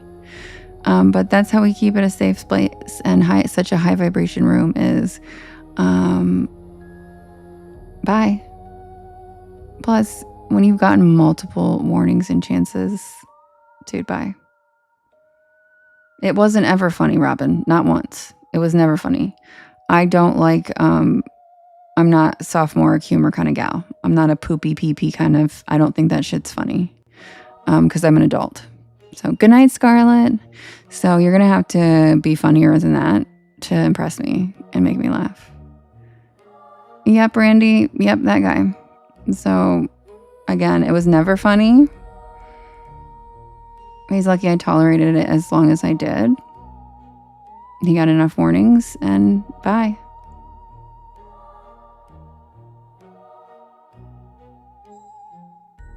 It's fine, Aaron. It's over now. Not really, lovely. I'm not the one that started that.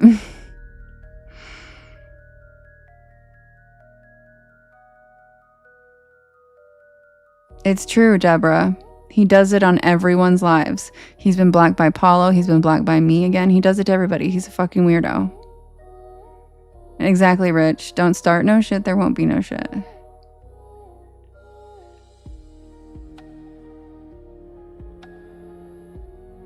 No, AI did not do it, lovely. Someone mentioned that it looked like a ball sack and then everyone wouldn't stop talking about it. And can you guess who that someone was?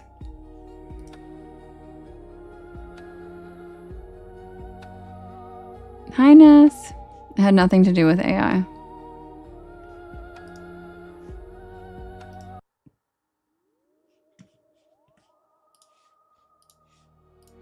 Just like the birth canal tent didn't have anything to do with AI. Someone always says something, and then it takes off.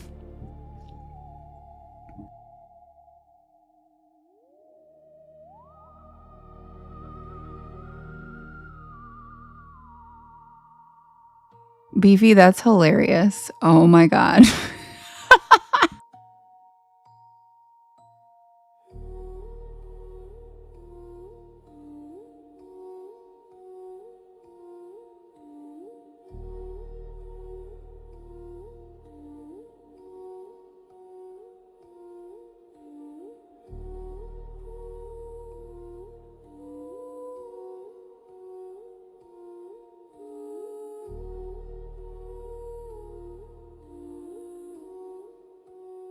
Good night, Zach. Submitted for the approval of the Porch Pal Society. This is the tale of the Third Man's Cave.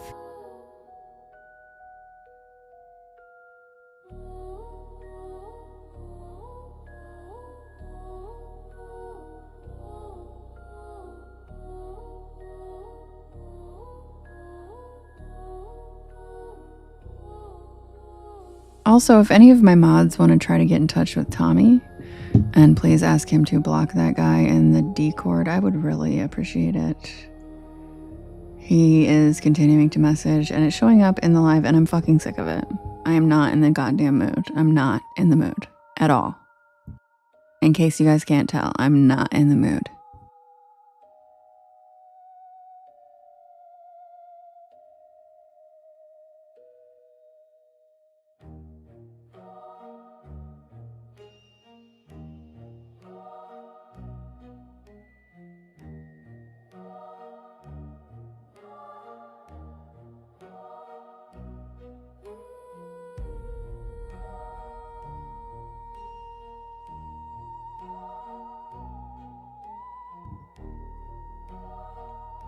This story is about me and my friends, Taylor, Allie, Carrie, and Casey.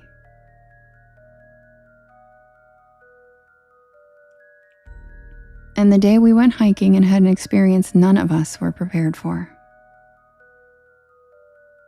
It started as the perfect day trip. The 5 of us had been planning it for weeks. A long hike through a beautiful park nestled deep in a dense forest. Thank you, Janice. Thank you, Kathy. Thank you, Erin. The kind of place with miles of trees, winding trails, and that total sense of escape from the rest of the world. We planned to start early, explore all day, and be back at our cars by nightfall. After that, we'd drive to a cute little Airbnb we'd reserved nearby. Simple, easy. The weather forecast had been clear, at least the night before, so we didn't give it another thought that morning. Backpacks loaded with snacks, water, and hiking essentials. We hit the trail in high spirits. Taylor, always the comedian, was cracking jokes the entire time. Casey, our quiet observer, stopped constantly to photograph trees and flowers.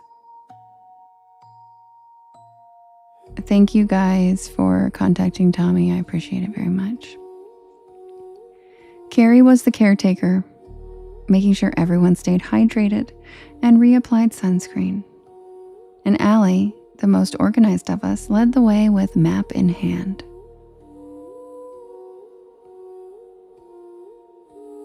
We were laughing, talking, completely immersed in nature when the first rumble of thunder caught us off guard.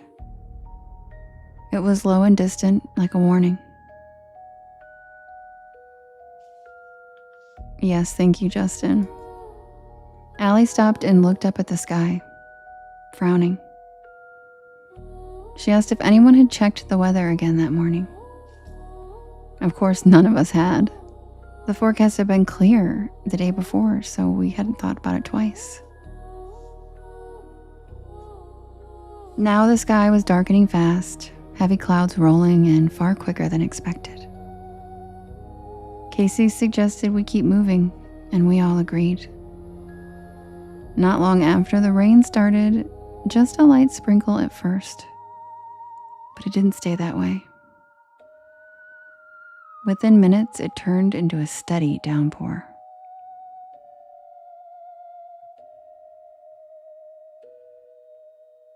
The trees towered over us, and suddenly the trail felt exposed instead of comforting.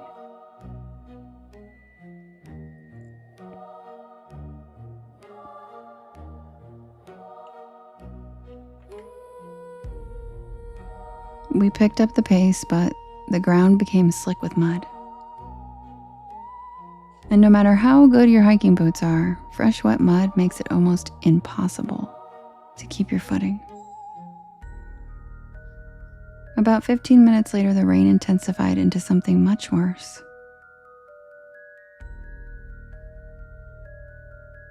It felt like the sky had opened up completely. Water pooled on the trail and then began rushing downhill in fast-moving streams. Soon, it was pushing against our ankles. We stopped and we huddled together, heads down, trying to figure out what to do while keeping each other steady.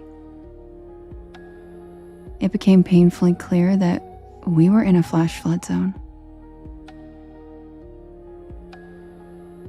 We needed shelter, and we needed it fast. The wind whipped violently through the trees, and I swear the forest itself sounded like it was shifting, reacting to the storm. Taylor had gone completely silent. This wasn't funny anymore. And that's when I spotted something through the rain. A rocky outcrop on the hillside. I pointed it out, hoping against hope it might be a cave. It was our only option.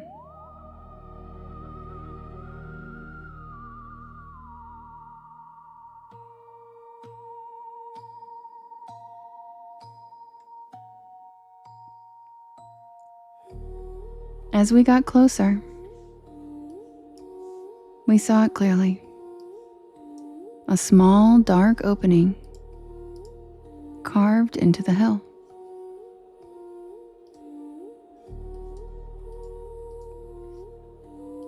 It wasn't inviting, but hey, it was shelter. Without hesitation, we ducked inside one by one. The storm still raging behind us. The air inside was damp and cold, and the walls were rough, jagged stone. Thank you, Michelle. The opening had a slight overhang and offered a narrow view of the forest beyond. Etched into the rock were faint remnants of old fire marks. My first thought was that this must have been used long ago by the native people who once lived in the area.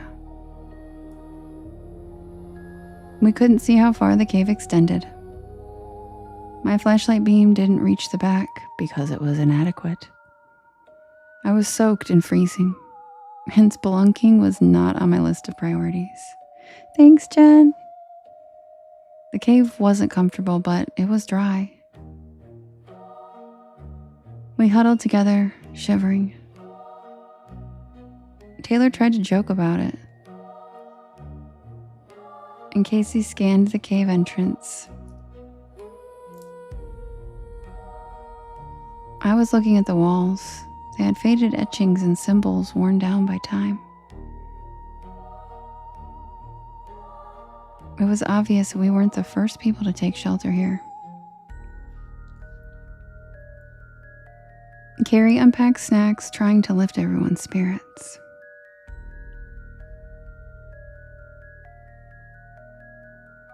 She said it was just a storm and that we needed to just wait it out and then we'd be on our way.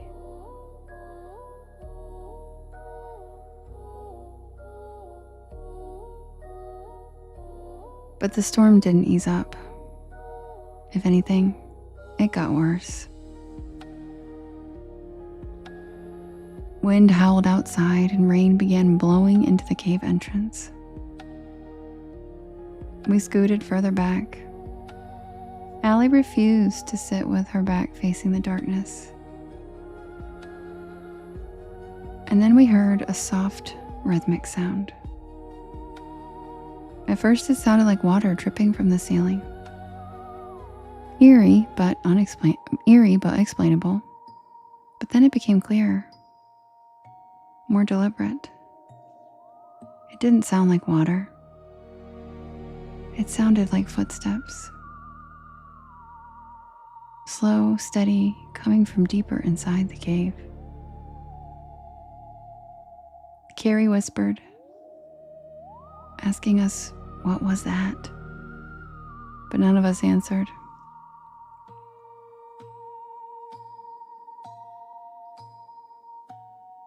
Taylor brushed it off, and then we heard the footsteps stop right at the cave entrance. We sat in silence for what felt like forever.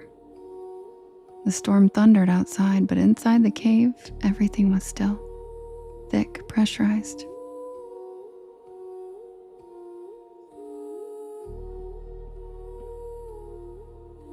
After a while, we decided that we might have to sleep there. And we agreed that we needed to explore the rest of the cave to see what we were dealing with.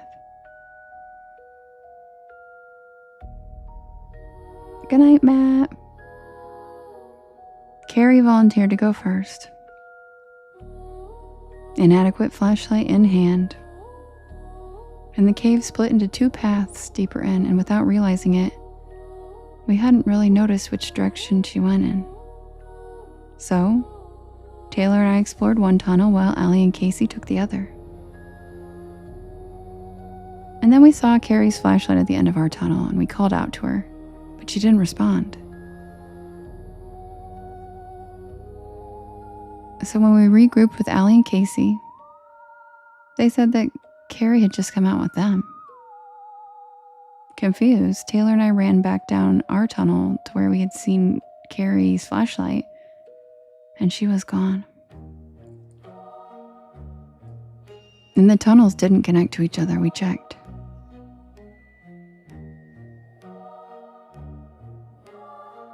That was enough for us. We returned to the front of the cave, and we waited out the storm.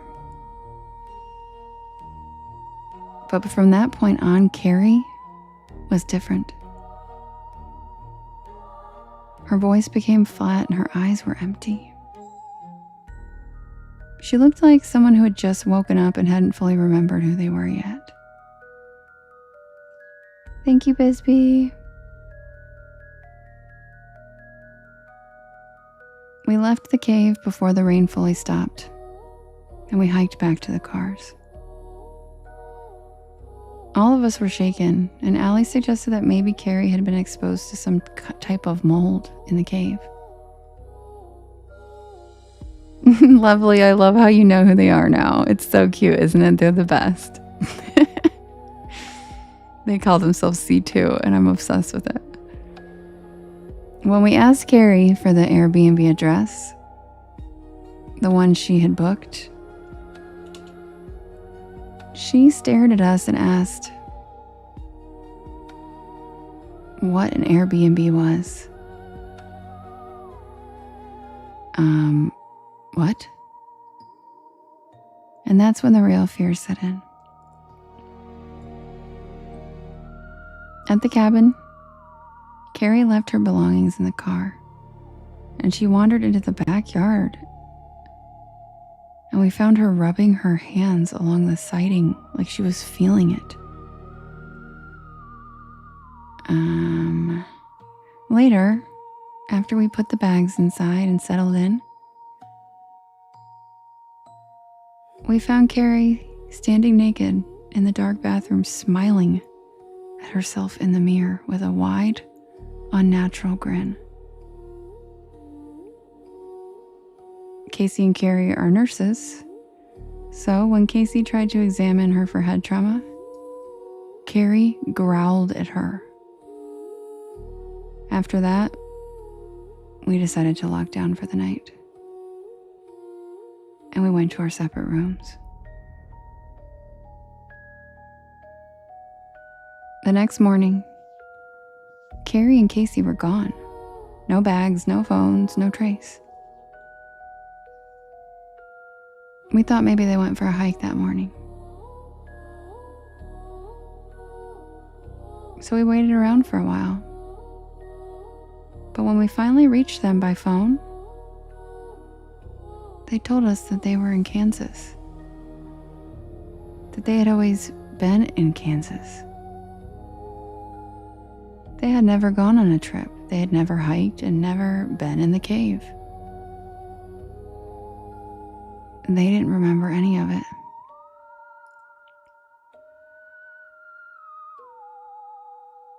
The only explanation I can find is something that hikers call third man syndrome. It's a phenomenon where unseen presences appear during traumatic or dangerous events in the wilderness to guide or comfort people.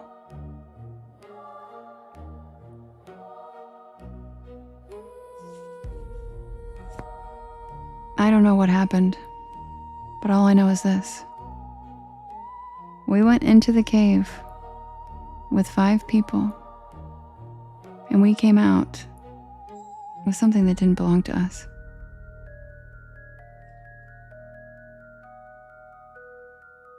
So if you ever find yourself deep in the woods, caught in a storm, remember this.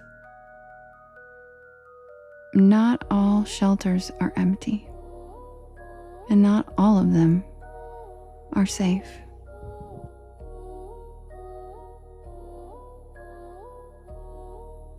And that's the tale of the third man's cave.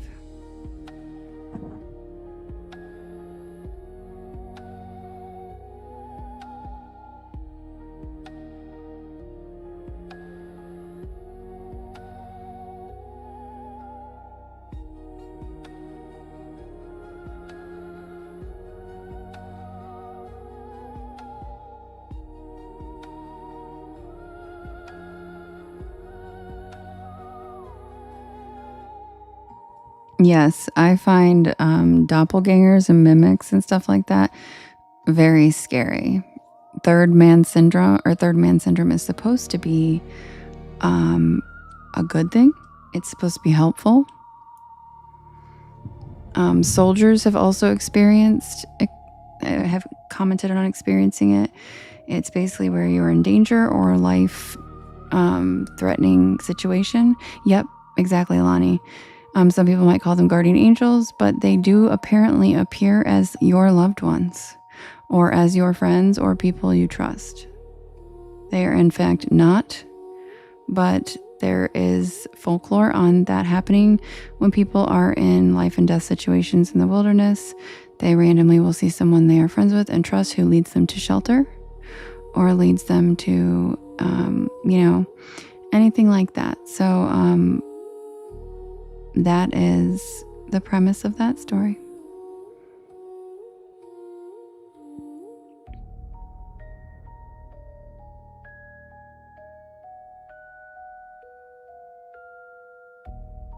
Yeah, I know, Jade. I got a restriction for unoriginal content because this app is bullshit, and I appealed it.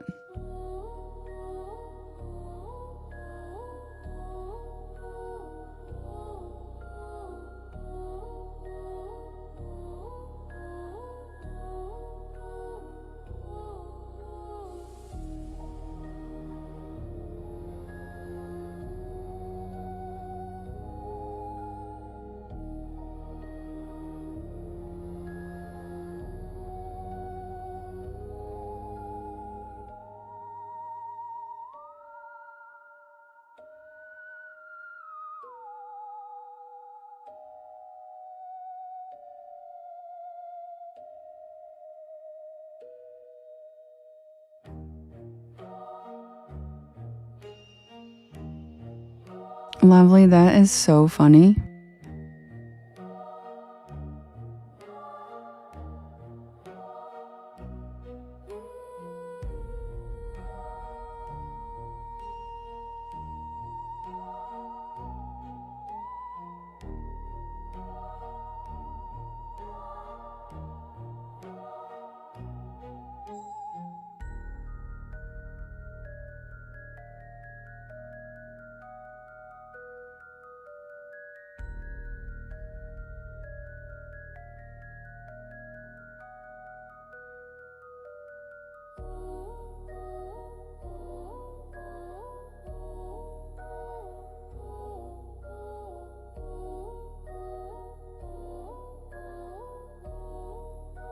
Welcome in, everybody. My name is Devin, and this is Porch Lore.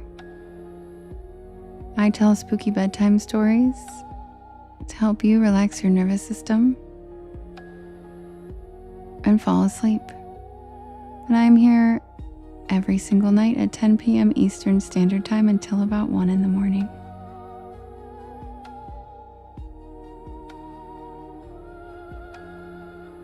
Good night, Lorna. Love you. Thanks. Sweet dreams. We'll see you tomorrow. Get some rest.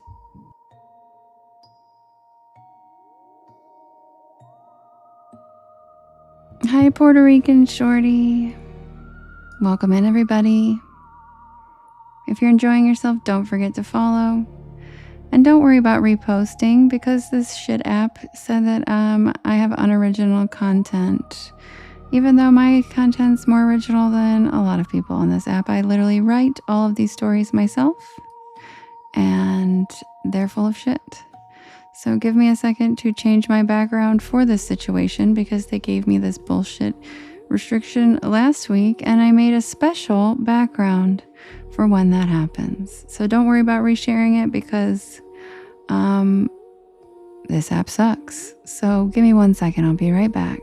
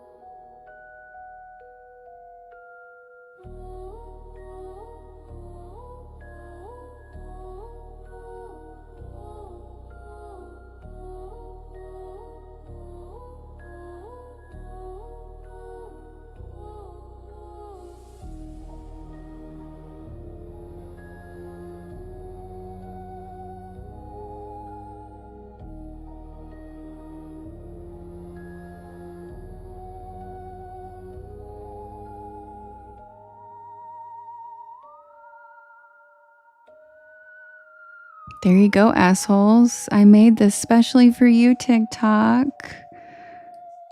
And since you guys can't seem to figure out what original content is, I thought I would label it for you, TikTok. There you go. This is original content and you can kiss my ass. Got it? Maybe your bots can scan that. Okay? Nope, Deborah, it's been there forever. And that has nothing to do with it. That would be a restriction for directing offsite. This is a restriction for not having original content because they literally just make shit up and the AI doesn't know how to scan properly. Yeah, TikTok needs quality control or they need to stop letting bots run the site, but they won't because then they'd have to actually employ humans and pay people.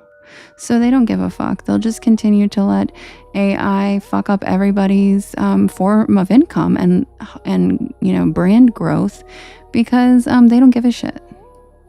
Yep. So here you go, TikTok. Can you read that? It's original content. Maybe your AI bots can figure that shit out. And now you see, guys, why I freak out about what's in the chat as well, because their bots aren't even accurate. So when we're writing all kinds of crazy shit in the chat and then it can't figure out what's going on. You know what I mean? What machines are you talking about, Sam?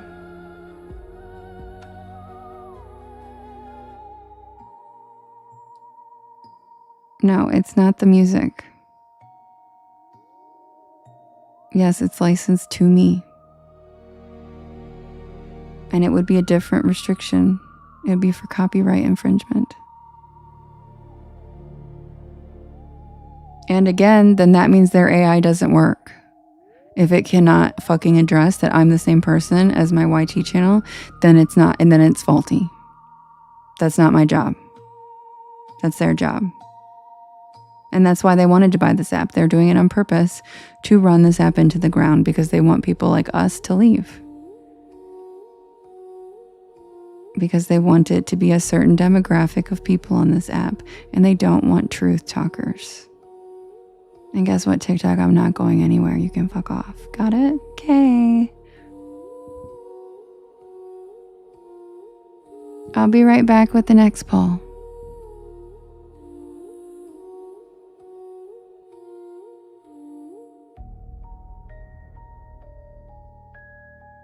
And yeah, we've had enough drama tonight in the chat. I don't need you almost getting killed at your door again, Matt, okay? So please, can we just have the rest of this live be chill?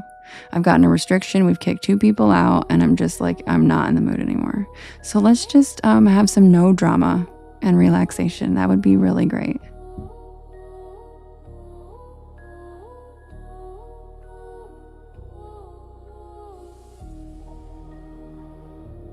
Good night, Lorna.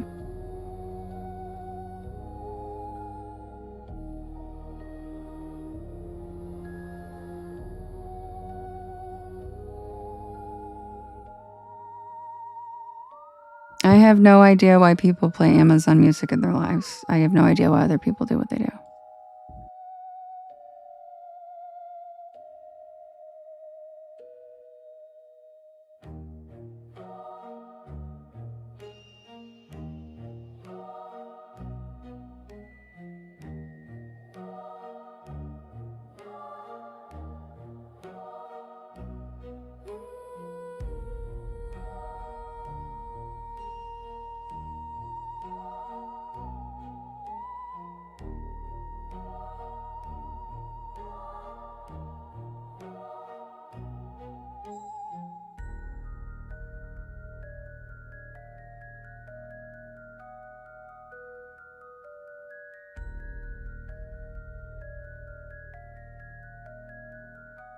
Thank you, Gigi.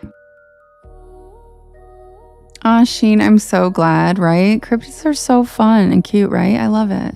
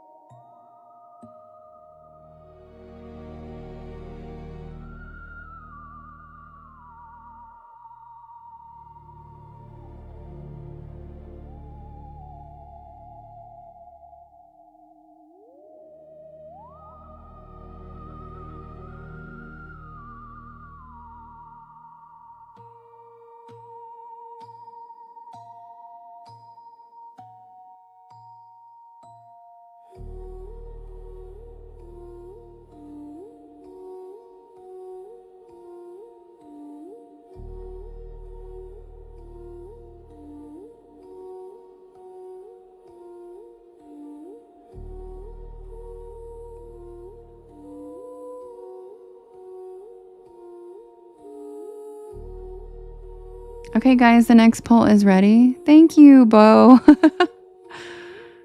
All right, guys. We have Camper Van, Booger Hollow, Ozark's Howler, The Door in the Water, and the Mothman. And you can vote in the top left-hand corner. There's a blue box. And you can vote up to 50 times. And you can vote for more than one story. Who's it gonna be? And yes, we have Curtis the Seal. Curtis the Seal's up there, guys.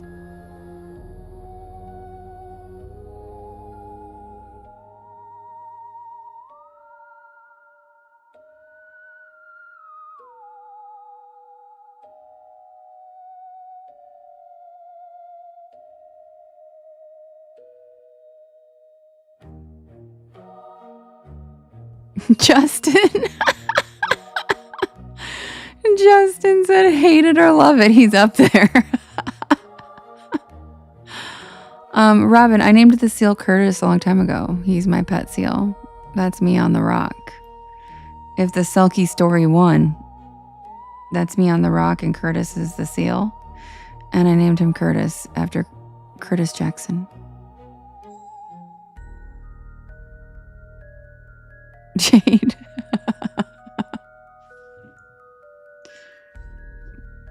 And he's named after the wise philosopher Curtis Jackson, who is also known as 50 Cent. He's named after 50 Cent. And that's why Justin said, hate it or love it, he's up there. Because 50 Cent is wise.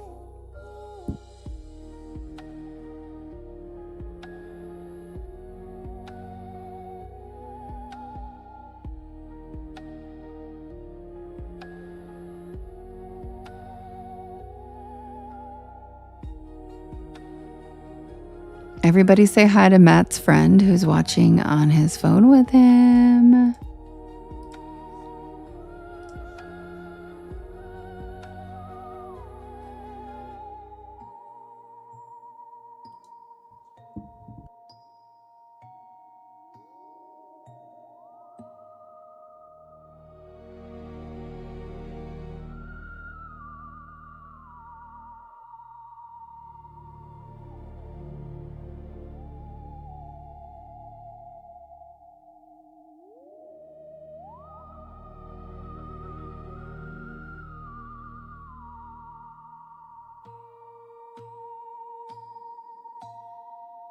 And the winner is Zaddy himself, the moth, the myth, the legend. Mothman. My favorite cryptid. The Zaddy of the cryptids, as I say. Hi, Songbird. How you doing, cutie? Thank you for the stars. You're so sweet.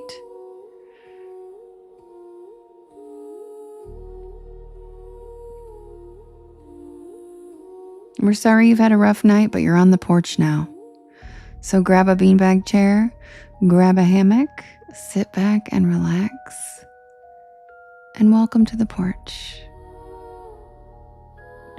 Also, if you want to know why I call the Mothman the Zaddy of the cryptids, as you will see in my stickers, if you're on TT, I would love for you guys to please give it a quick goog. Give it a goog, if you will, and check out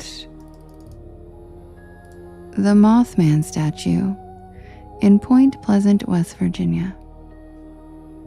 Okay? Give it, look at all the stickers. Oh my God, I love you guys. Give it a quick goog. And make sure you see the front and the back of the statue, please. And then you will see why I call him the Zaddy of the cryptids.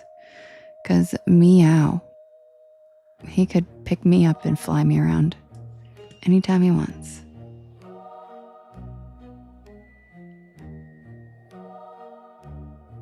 Yes, we freaked out on Matt about answering the door. Do you see the back, Poodle? Why does he have so much cake? Like, a little in the middle, but he got much back. A little in the middle, but he got much back. Jade, so do I. I saw him. Duh.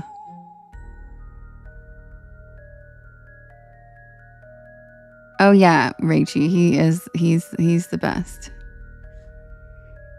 Wait, Songbird, you know that I can't read abbreviations. What does that mean? What is SGTSY? I don't know what that means. I'm so bad at these. Why am I so bad at anagrams or whatever they're called? Good night, misbehave and love ya. Rachie, he's your next t-shirt. Yes, and if you guys do like Zaddy, yeah, they put money in his crack, Rochelle. Isn't it great? If you do like Zaddy like I do, guess what, guys? He's featured a lot in my merch. Ask Beefy. He has the Sentimental Mothman shirt. I have Mothman taking a selfie with a UFO behind him like he's super scared. I have Mothman with a Bigfoot doing heart hands with their weird, creepy hands. All kinds of moth Zaddy clothes and gear and fun stuff. Can I get a Mothman t-shirt with a view from the back? I could try that. Like him on the front and him on the back. Yes, Beefy, I love that shirt too. Wait, which one, Rachie? I can make it for you in short sleeves. I can make whatever you want. Which one did you want?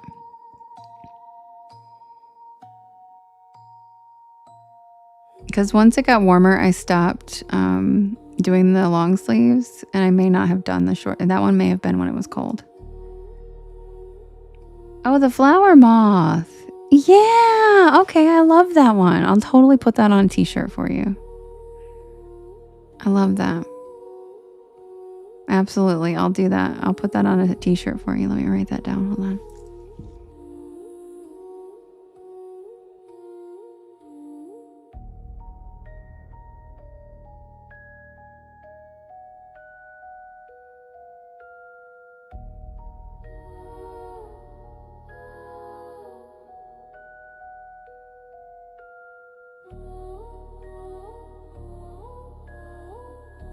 That on a can glass, like the glasses that look like a can of Coke. Okay.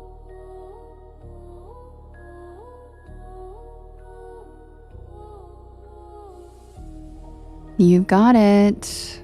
I do like those Coke can glasses too. Aw, James, you're sweet. Oh, thanks, Songbird. Acronym. There we go. Why did I say anagram? It's an acronym. Thank you. I'm very bad at acronyms. And Songbird told me that SGTSY is so good to see you. So good to see you too. I'm so bad at those. But see, I feel like it's good because people can make up whatever they want. Like James just did MDYAL. Mama Devin. Wait, what was the rest? You are loved. I love that. Thank you. But I would have never guessed that. You collect merch in that glass, Rachie? That's amazing. I'll make one for sure. I love that style glass. Yes, Mackenzie, your grilled cheese mug and porch lore. See, Jade, stop it. Now everybody's doing it over here, Songbird. Jade just did. What is that? Guys, I don't know what those mean.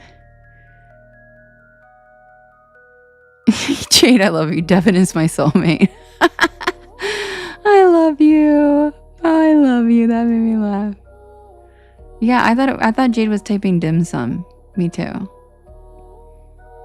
Anyway, I'll be right back with the Mothman Zaddy.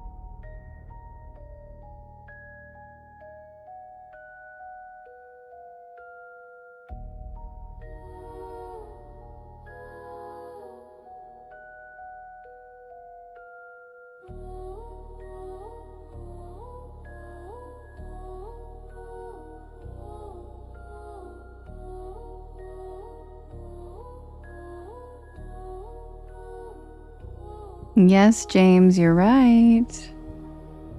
Thank you, Denise.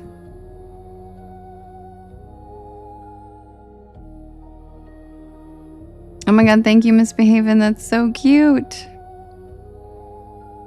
Thank you, Matt. And yes, Jade, I added Mothman to it. Before it just used to be this, with no Mothman on the bridge. And I added Mothman because somebody asked for this as a print. And I thought, you know, it'd be a lot cooler as a print if Mothman's on the bridge like he is in the story. Yeah, I brightened it because the print wouldn't even look good if it was all dark. Because now that people are asking for them as prints, I have to make them better and I have to redo them. Because half of them were literally screenshots from my YT videos. Because literally I was just like, maybe I'll read some of my stories on live. And you know what I mean? And I never went back and remade them because I'm a one-woman shop and it's very busy. So why would I go back and redo stuff unless I have to? You know what I mean? But thank you. Thanks, guys. Yeah, now he's actually on the bridge.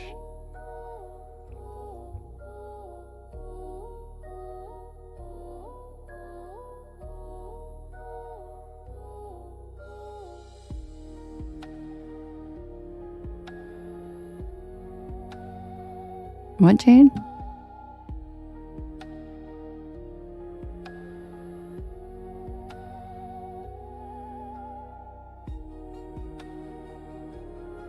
I know, me too, Rachie. We were talking about it in my Witchy Wednesday today, and I really want a Build-A-Bear Mothman, but they're sold out.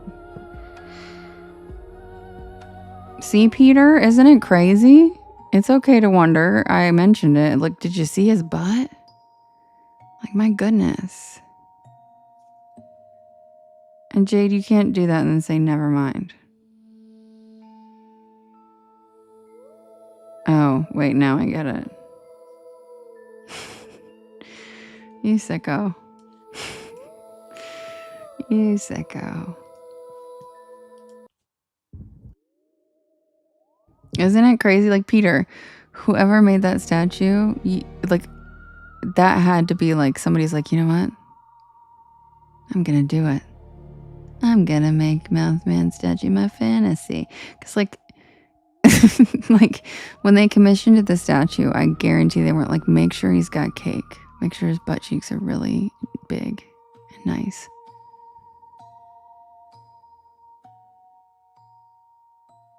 Oh, that one, Jade. Oh, I thought you were saying something totally different. And I was like, whoa. Yeah, for sure, Deborah. They had to decide to do that. Somebody made a decision. I know, Jade, right? It's somebody made a choice. She was like, you know what? I'm sculpting that ass.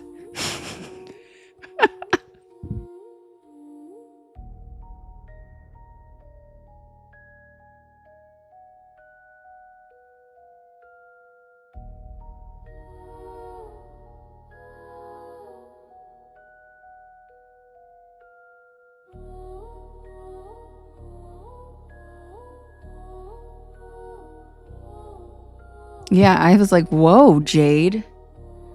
They were like, I want that alien D. I was like, whoa. Exactly. Body yaddy yaddy, Jarek. Body yaddy yaddy, yeah. Thanks, Poodle. I'm glad I can make you laugh. People always say that they either fall asleep or they can't sleep because they're laughing too much. One or the other. Chris, thanks for the populars and the cozy cryptids. Mary, thanks for the hand hearts.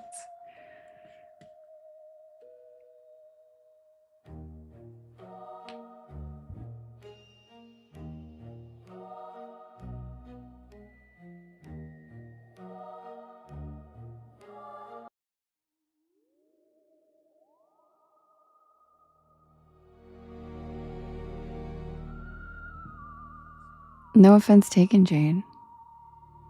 That's why my mods are people who don't fall into a trance. Thanks, Chris, for the swans. I love them. I know. That me too. Yeah, Jade. Brittany said, now I see why people are driving to West Virginia. I love it. Submitted for the approval. Thank you for the swans, Chris. Submitted for the approval of the Porch Pal Society. This is called The Detour. By the way, you guys, I don't know if I properly introduced Brittany. Welcome her in. I scooped her up in my friend Sam Reed's Psychic Live, and she was just making me cackle the whole time in there too. And so we just hit it off, and I was like, come on over to the porch. And she's been here ever since. And I love her as a new addition to our Porch Pals because she's so funny and cute. So, hey, Brittany, thanks for being here. We love having you.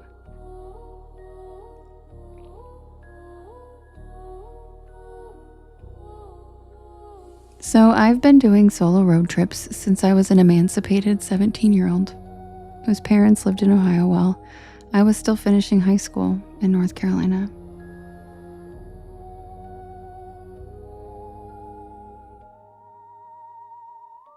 I've become very comfortable being on the road alone. I honestly almost prefer it at this point. Just me and the miles ahead of me. The windshield sunset in my eyes like a watercolor painted sky. She really does fit right in, lovely, really. Well, last September I was driving from Ohio to Virginia, avoiding highways because if I have the time and it's not too many added miles, I really do love to take the scenic route. All of the tiny towns just have so much character, and it's just peaceful country cruising without another car for miles.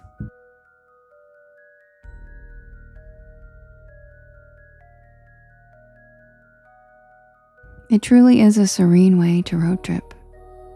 But it can also have its downsides, like taking you a little further away from cell towers, which can cause your GPS to glitch, like mine did, right around the Ohio-West Virginia border.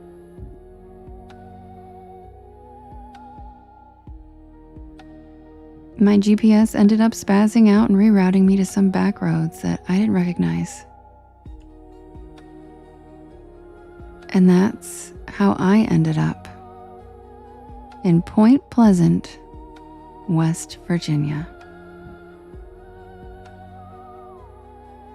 Cute name, right? Sounds like a Hallmark town. But the second I crossed the Welcome to Point Pleasant sign, my car started making this gurgling noise like it was choking. I pulled over into a gas station with a flickering neon logo. Mothman Gas & Co. Real subtle. I called AAA, but the guy said that it would be 6 hours. What? 6 hours?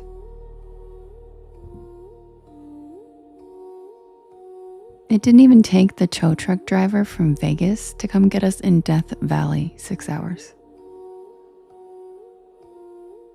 The sun was already dipping behind the hills, and the only motel in town had a sign that read no vacancy. But also, weirdly below it said, beware of the bridge. I figured it was just some local joke.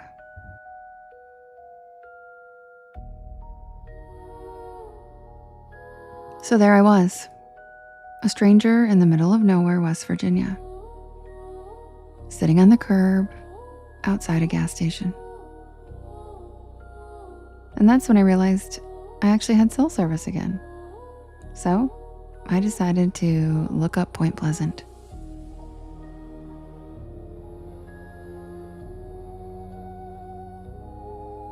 And there it was, endless websites describing Point Pleasant, the Mothman, red eyes, wings, a bridge. Thank you, Siren. Thank you, Stacy. Thanks, Bisbee. Thanks, Justin. All kinds of strange encounters and conspiracy theories. And I was stranded here alone. Thanks, Rachie. The cashier inside the gas station sold Mothman-shaped cookies, and I love cryptids t-shirts. I know, Rachie, it really did happen too. That's not made up. That's actually happened to me. I bought a coffee that tasted like motor oil, and I asked if there was a library or something nearby to kill time. Oh, thanks, Matt. And it was Memorial Day weekend, Rachie. She pointed down the road and told me to follow the river. And then she told me not to linger after dark. Okay. The library was closed, of course. So I did linger. Yes, I did. And I wandered toward the river past the bridge. The Ohio River looked black, swallowing up the sunset. It was pretty much completely dark now by the river, and there were no streetlights. And then my phone lost service. Again. And all I could hear was the sound of the water and this strange humming. Almost like a transformer about to blow. I turned back toward town, and the streets were completely empty. No cars, no people. And now, even the gas station lights were off. Panic started to creep in. And that's when I saw something rising out of the weeds. They were concrete bunkers. The haunting remains of World War II. They were the ones used as TNT storage area and were actually considered ground zero for Mothman sightings. And since my curiosity is insatiable and I do love a good adventure, I decided just to check them out really quickly. The first bunker had graffiti, a winged creature with red eyes. Cute.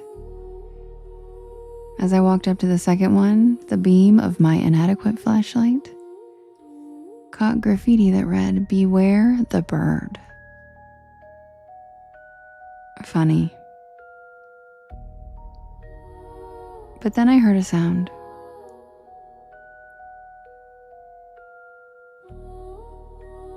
Not an owl, not a deer. A low, vibrating hum.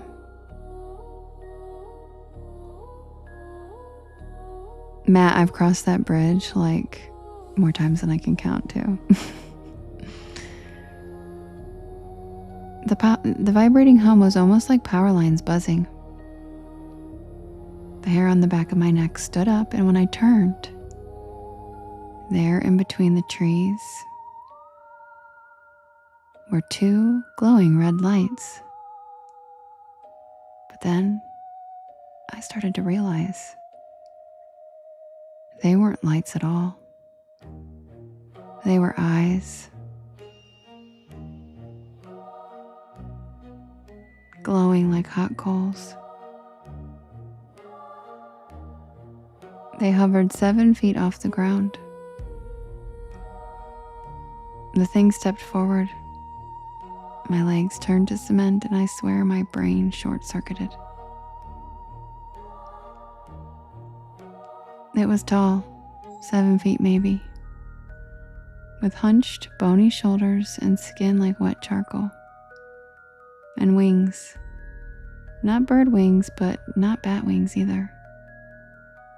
Something in between, folded tight against its spine.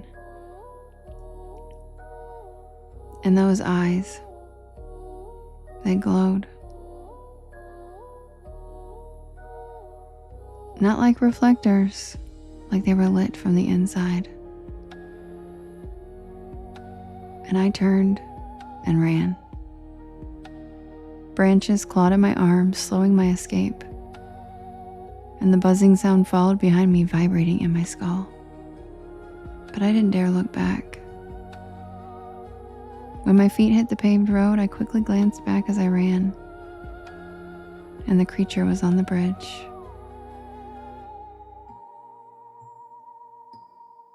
Perched on the railing, head tilted to one side, looking at me almost like a curious dog. And then he spread his wings, and they were 10 feet wide easily. Then he let out a horrifying screech that sounded like a train braking. And I ran all the way back to my car at the gas station. I jumped in and I locked the doors. AAA finally showed up at midnight. And the tow truck driver didn't ask why I was shaking. He just nodded when I mentioned that I had seen something odd by the river. He told me that I was the third highway traveler this week to somehow get rerouted to Point Pleasant and end up stranded right at sunset. I slept in my car in the parking lot of the auto shop until it opened in the morning.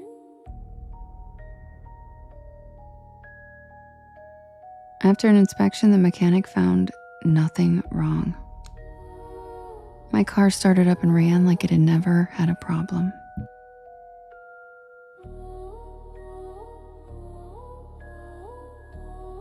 As I got back on the highway, I noticed something in my passenger seat. It was a feather.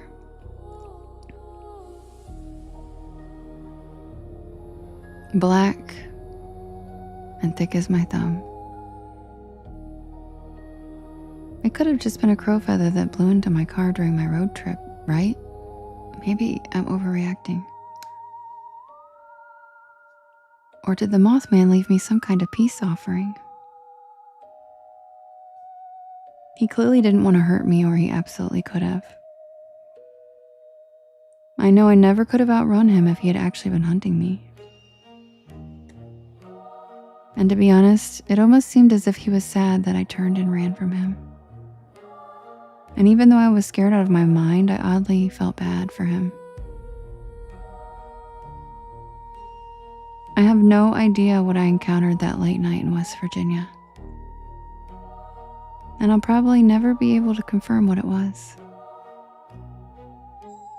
But am I going to take this feather somewhere to have it tested? You bet I am.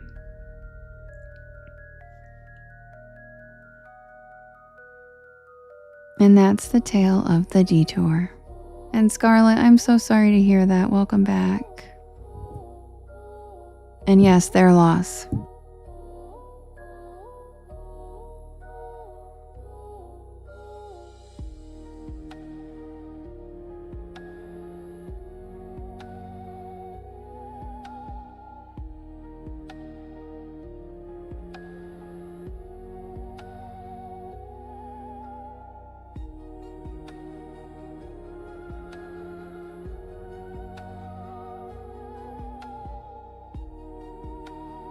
That's right, Scarlett. No for them at all.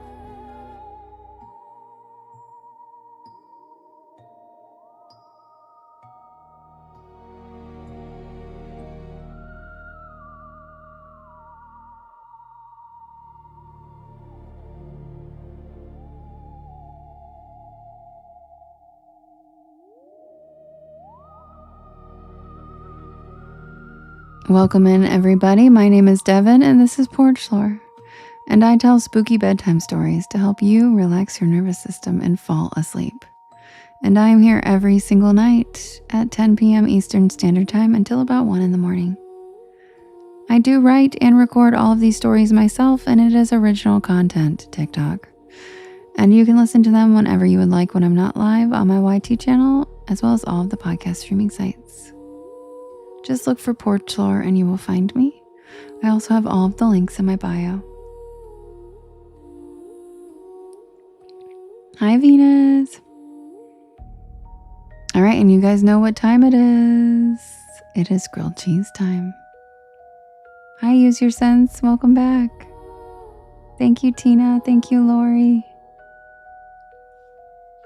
Thanks, Lovely.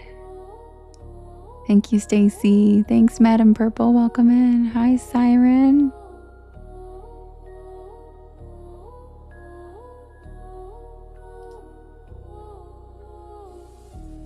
It is. It's best damn grilled cheese time. Spiritual beefy.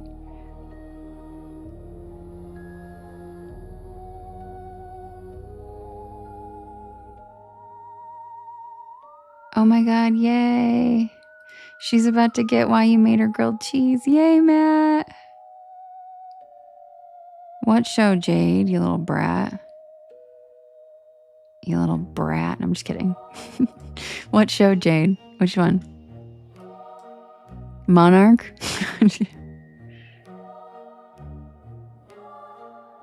Yeah, Brittany. We love grilled cheese at night. You had grilled cheese for dinner? Hell yes, Bisbee. I just went and got new bread today, so I'll be good.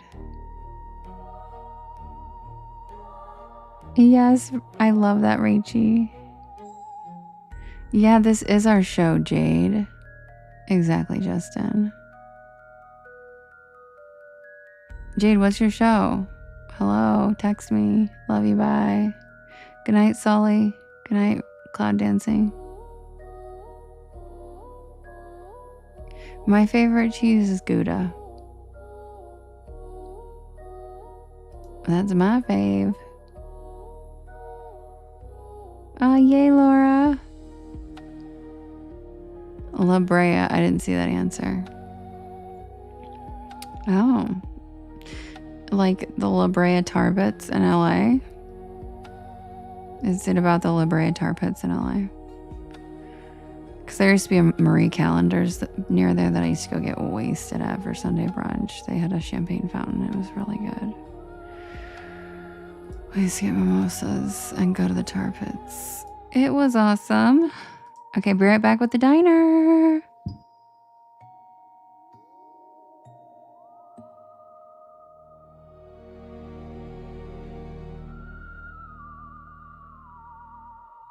Yes, Scarlett. Ooh, Jade, I'm going to check it out.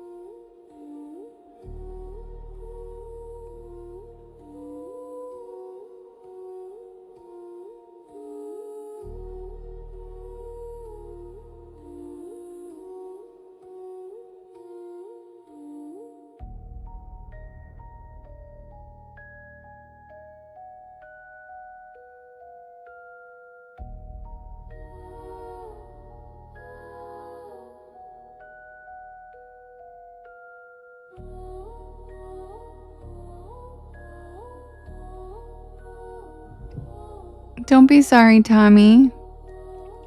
It's late. Thanks for being here. Guys, Tommy's here. He can help us. Help us, Tommy.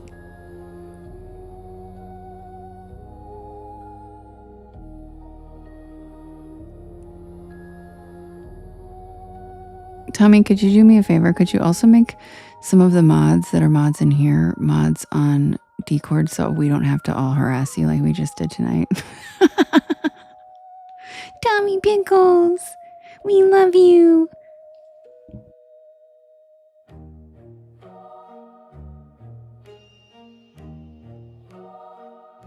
Yes, Lovely and Justin and Jade probably to start with. Oh, thanks, Tommy.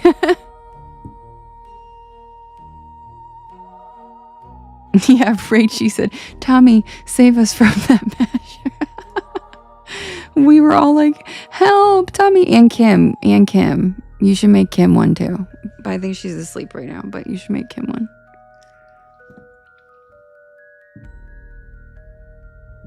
Yay, Jade.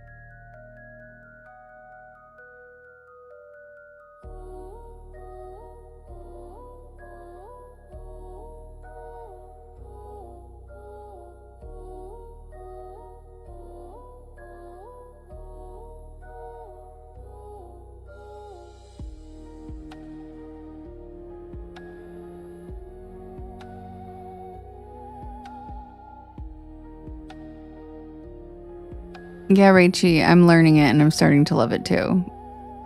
I just got it for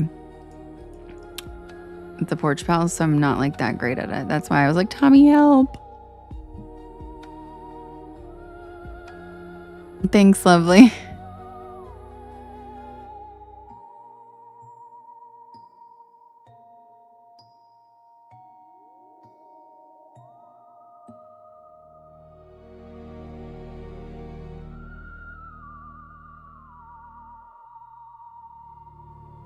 Tacos are so good.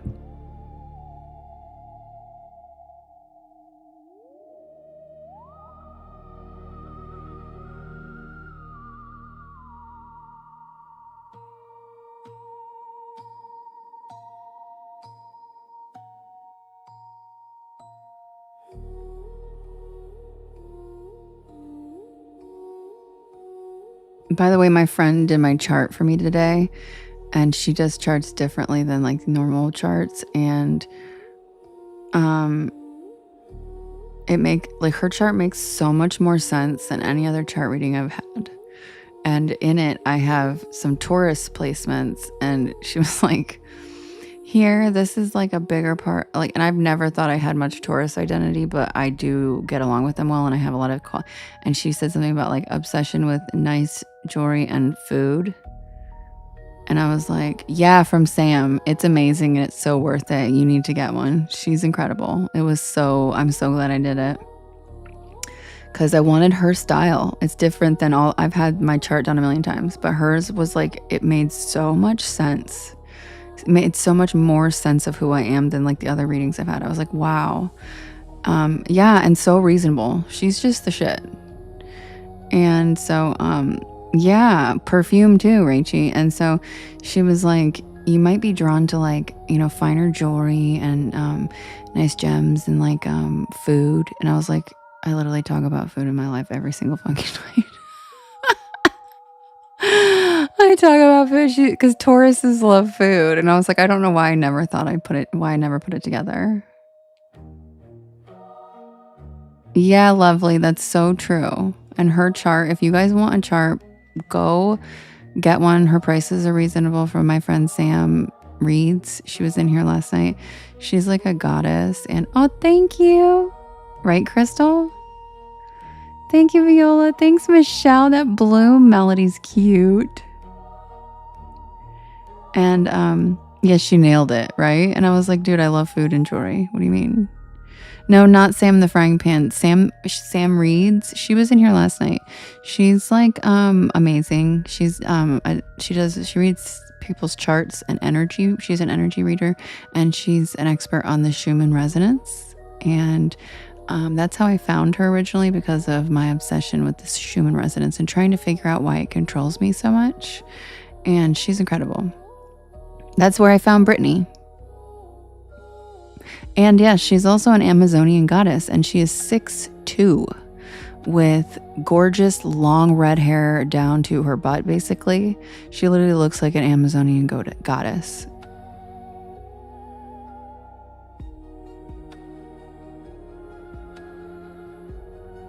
Yeah, she's 6'2". She's amazing. Yeah, she's so pretty too. And guess what I found out the other day that I didn't realize? She only lives an hour and a half from me. So we're going to meet up. She lives like the same distance that Ange lives from me. Yeah, she's amazing. Like she's literally like, I'm straight.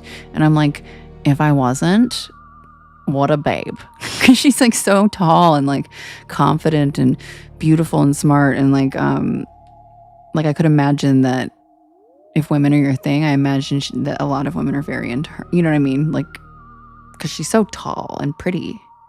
She looks like a little, right? Wouldn't you say, Brittany? She's got a very strong presence, and she's very unique. Thank you, Tommy. You're the best. A tall glass of water, yeah. She honestly looks like she'd probably play back like in the WNBA. And I'm not even convinced that she hasn't. You just said that, you agree? Yeah, Brittany, yeah. And that's the thing is, like, I am unfortunately as straight as an arrow, but I can recognize. You said you would you said the same thing.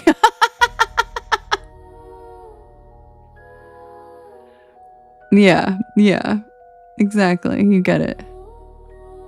I can still appreciate, like, when I'm like, a woman definitely would be into that. Yeah.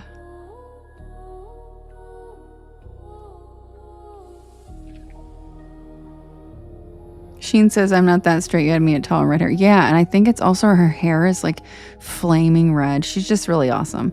And she's an expert in the Schumann resonance, which guess who else was? Nikola Tesla. So she's like a genius too. So she's kind of a great mix. So if you guys want to follow her, Brittany, could you tag her thing in the chat and then I could just pin it?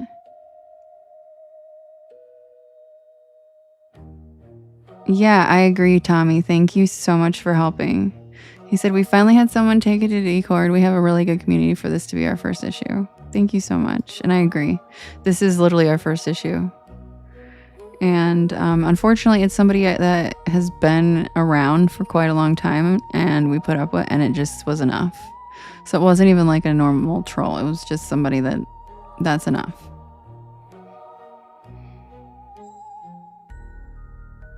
Yeah, Jade, I think you missed the whole thing. It was Terrifier. Toilet dude. Jekyll and Hyde toilet man. Hearst toilet guy. And thank you, Spooky Bestie. Yeah, everybody was really sick of the comments. Oh, thanks, Brittany. Okay, so this is the girl. This is Sam's name, but it's with an @ obviously. Thanks, Brittany. Yeah, Justin. Yeah, that's okay, Whitney. You missed somebody getting booted.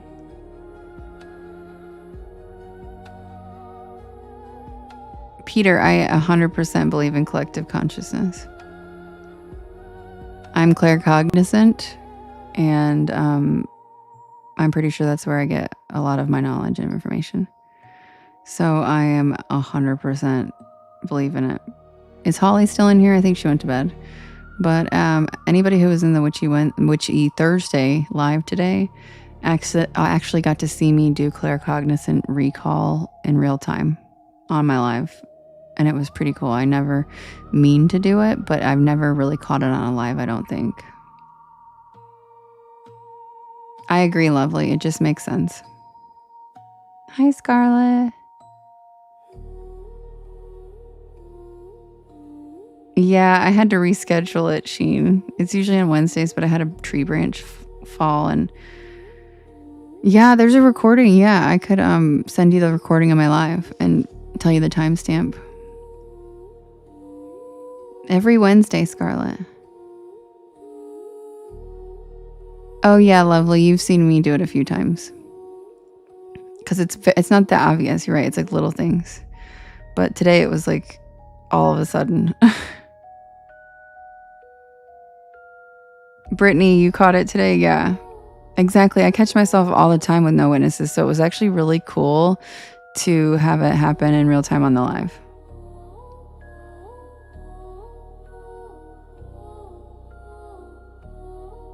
Yeah, I'll share it to whoever wants to see. Maybe I'll clip it and put it in the Discord if I can, but Discord doesn't let you share very long videos.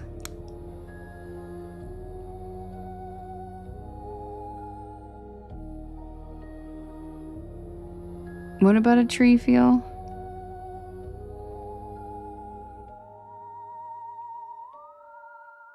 And the chipmunk was like hanging out and chatting with us today too. Oh yeah, I could upload it to YT. Good idea, Rachy. Thanks. Duh. Why do I act like there's nowhere for me to put it? Dang, Jade. You're missing a lot today. No, I'm just kidding. I know. Merlin is so cute, right? He was giving me nuzzles. Jade did take screenshots of that, and he's just the sweetest thing. Oh, you thought I said tree fell? Oh, yeah. My tree branch. I had a big tree branch fall, and I had to get the tree trimmers to come, and it like was so loud I couldn't do my live. Oh, it's when your baby's napping. I'm sorry. Yeah, the chipmunk. He was all about talking today. Oh yeah, Poodle. I did do that. I had a duck. I forgot I was gonna clip that. Yeah, I had a duck. I talked with a duck on a live, and it actually like communicated with me. It was really cute, and we were all like, "Oh my god," because I got him to stop and turn around and talk to me, and he like wiggled his little butt, and it was so cute. JD, you were there for that one too. That was when I did the outdoor live, and it was a mallard.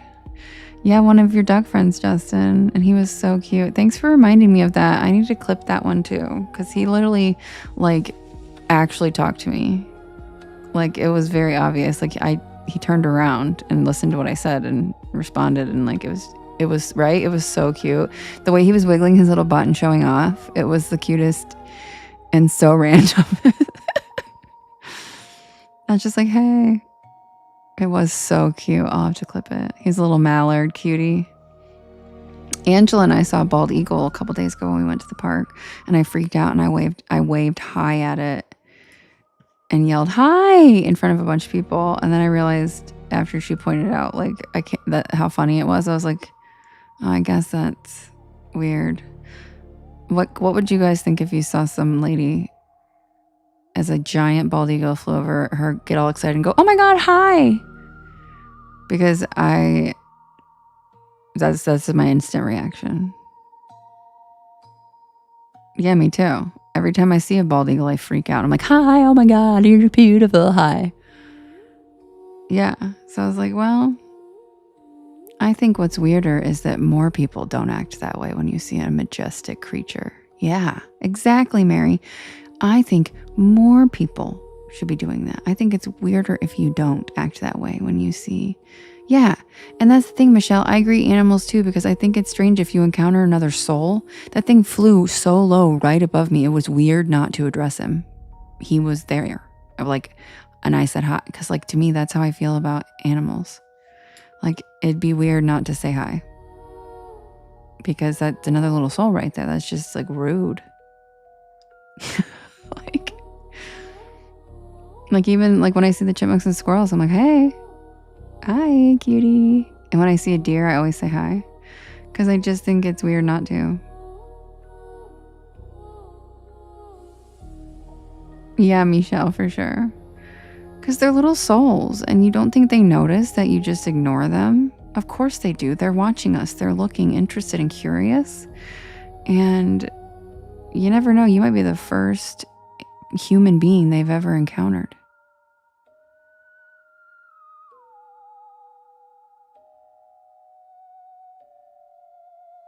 Oh, what is it, Brooke? Your name is Wanbi Najin Washka Win. Strong woman who stands with the eagles. I love that.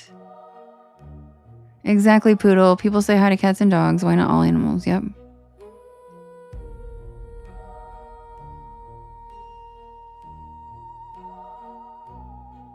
Oh my God, lovely. We are soulmates. I do that all the time at the garden center. When the trees get blown over and they're laying there all sad looking and there's the other one standing up, I do the same thing. I'm always like, oh, you poor thing, let me help you up. I do the same thing, lovely. I feel bad for the trees. You just fell asleep and threw your phone, Tommy? Oh no. Are you okay? Go to bed. Go to bed. Yeah, I do. I always prop up the ones that are blown over. I love that, lovely. Why are we the same? I really thought I was the only one that did that. Good night, Tommy. Sweet dreams. Thanks for helping us. We love you so much on the porch. Good night, Tommy. I also like to pretend that when I go through sliding like magic power doors, that I'm using my magical powers, and I go whew, with my hands when I walk through automatic doors. Yes, I've heard of that movie, Rachel. I haven't seen it yet though. You do that too, Lovely? Yeah, we're weird. It's just more fun in life to do stuff like that. Yeah, whimsy. Like when I worked at the news station, it's the only time I really used a vending machine a lot. And my cameraman was like, I'm obsessed with you for doing that. And he says that he still does it to this day because of me. But when I would use the vending machine for a drink, I'd push it and he'd be like, with my fingers, like I was like making it come out. And then the drink would come out and he'd be like, and he was like, oh, thanks, Mackenzie. And he was like, after that, he says he still does that to this day at vending machines. And I'm like, dude, you got to enjoy life a little. You got to have some damn whimsy. You know what I mean? You do that too, Rachie? Yeah. It's just more fun to be like, wham, I made that come out. Pew. Or like through the doors, like, wow. It's just more fun. You know? Plus, who knows? When you're doing that, maybe there's some little kid watching from around the corner that's like, oh my God, did they just do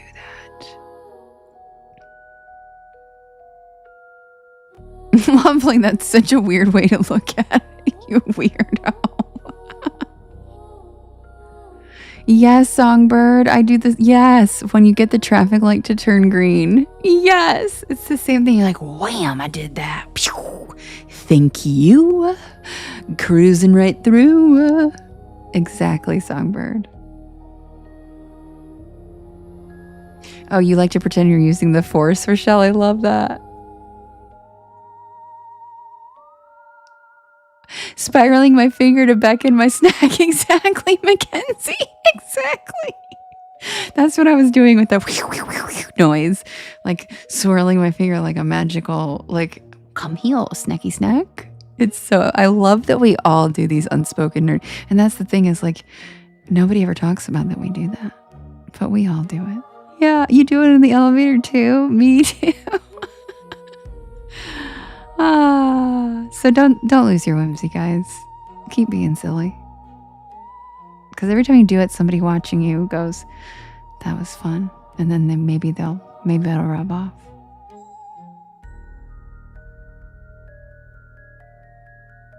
It's true, Brittany. If you go at no more than 5 over, you'll hit them all. Your 19-year-old clowns you all the time for the shit you do. Damn.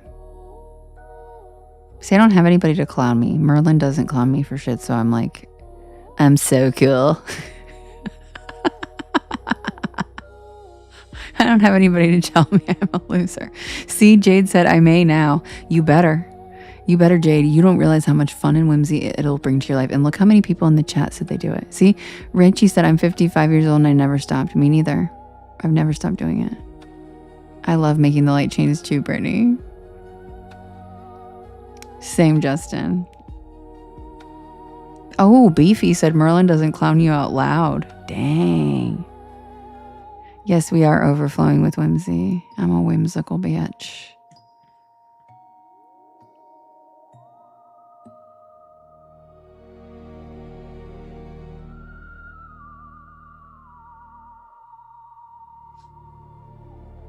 They like to tell you you're old. Is that slang for old? Is that what the youths are calling old? Ols?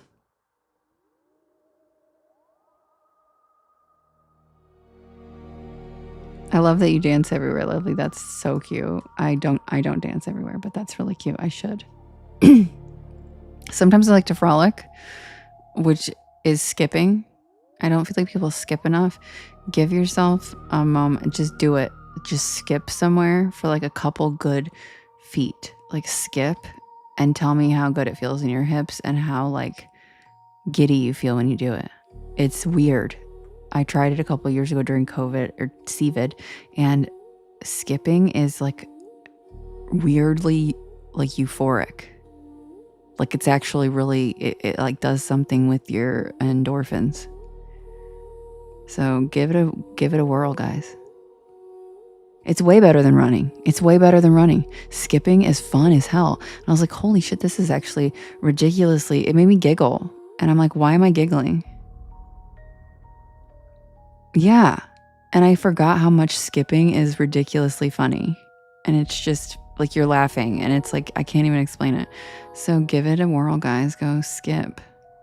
June said, make sure you stretch. I don't do hopscotch on tiles because I don't have kids, but I bet if I had them around, I would 100% do it.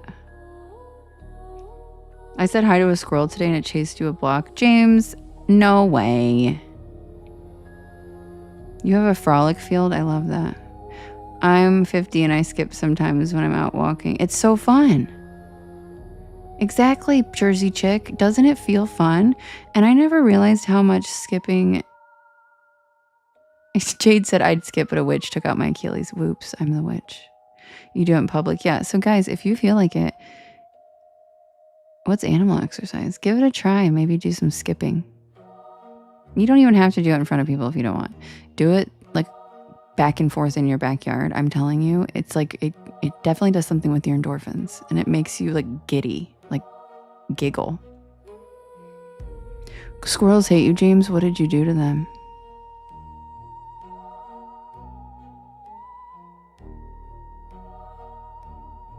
Oh my God, that sounds fun, Anna. I would love that. Stomp like an elephant, run like an ostrich. Run like an ostrich sounds fun.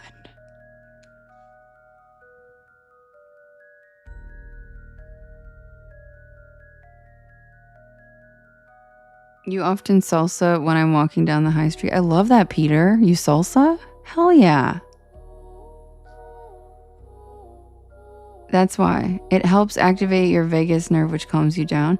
Well, that makes sense. There you go. I knew there had to be a science behind it because when I skip, it makes me feel happy. It's very strange.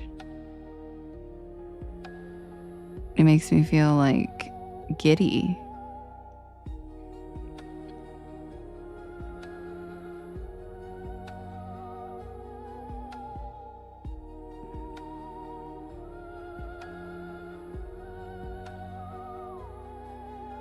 The Phoebe buffet run. Yeah, me too, Jade.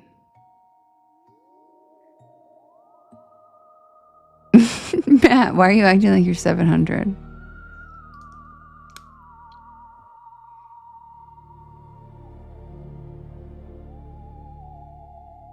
Me too, Michelle. I love that. I also love standing in the rain. And then I posted a video of it trying to get people to do a rain challenge. And then TikTok labeled my video corn because I have boobs.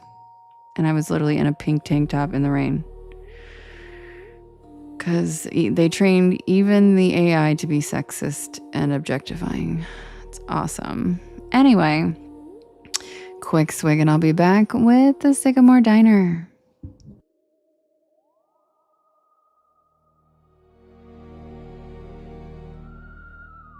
Matt said his ankles sound like Rice Krispies.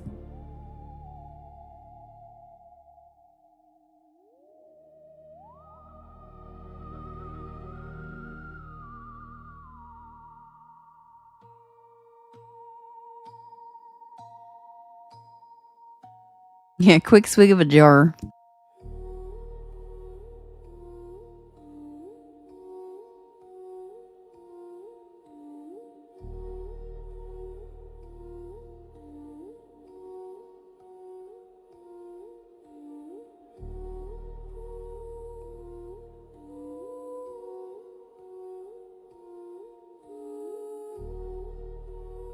Girl, of course I get it.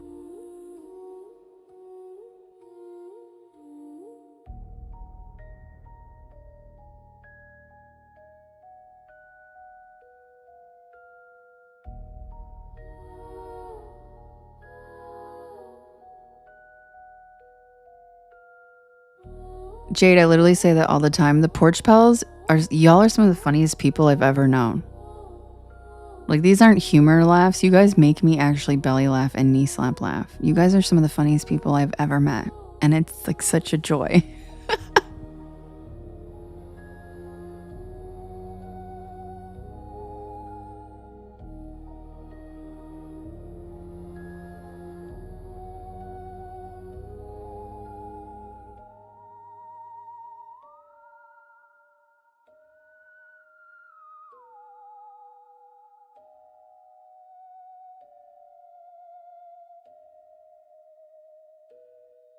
Wait, Scarlett, are you talking about the Fresno Nightcrawler in the corner?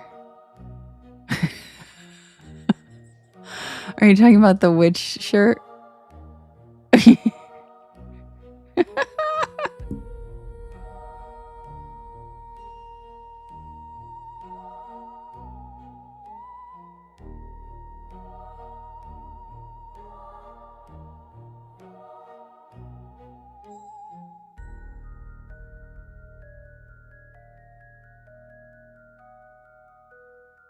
Yeah, Scarlett, they're really obscure. They're actually a very obscure cryptid. And it's also because they aren't like a super old one, like I mentioned in the story. The first sighting was like in the 2000s. So they're still like new and not spread enough. Do you mean it takes like hundreds of years for folklore to be known by everyone? Like Bigfoot, everyone knows about Bigfoot. You know how hard that was to accomplish? It's years of oral history, you know? And so I feel like the Fresno Nightcrawlers is newer and it doesn't have that my grandma told me about this type of vibe that most cryptids do. So I feel like it's not as well known because it's a newer creature. It does resemble certain indigenous lore, but not close enough for people to accept that it's that. And yes, Scarlett, it's for real. There are security footage from what, Yosemite or Yellowstone, as well as the original first footage from a guy's camera, and it was the early 2000s. So these people did not have AI yet or access to much ability to make these up. I was alive in the early 2000s, and we could not have done that shit. So if anybody wants to share the actual footage of the Fresno Nightcrawlers in the Discord, that would be great because it is one of the weirdest. I told people I'm not scared of any cryptids, but the Fresno Nightcrawlers weird me out. Okay, so it's Yosemite then. Thanks, Richie. I am actually not the best with geography, but the Fresno Nightcrawlers creep me out. I'm not really scared of them. I'm just weirded out by them because they don't look like a familiar form. You know, like cryptids still look like an animal form or a human animal mix. You know, the Fresno Nightcrawlers literally look like pants with eyes and stilts. It doesn't make any, they're very, and the way they move is horrifying. So feel free to give it a goog, or if somebody wants to share it. Yeah, they have uncanny valley movements. Yep. They're just creepy.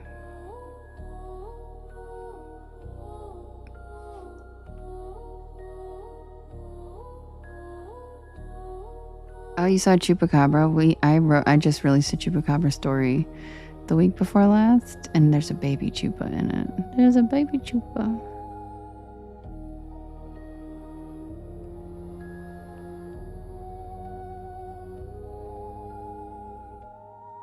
Yeah, most people, they're more obscure.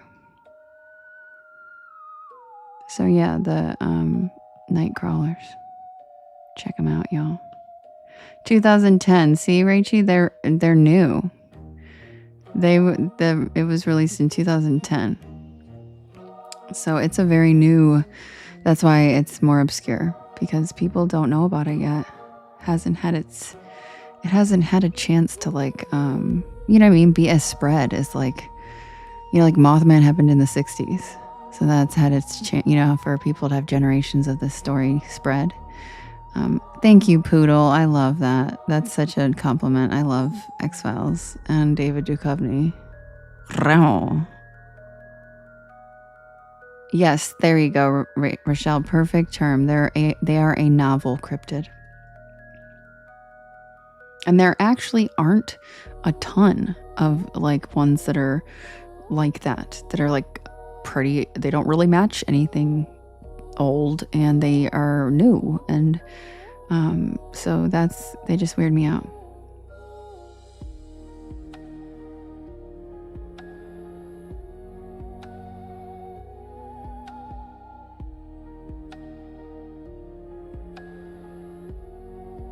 Right, Mary? David Duchovny with my goodness. Phew.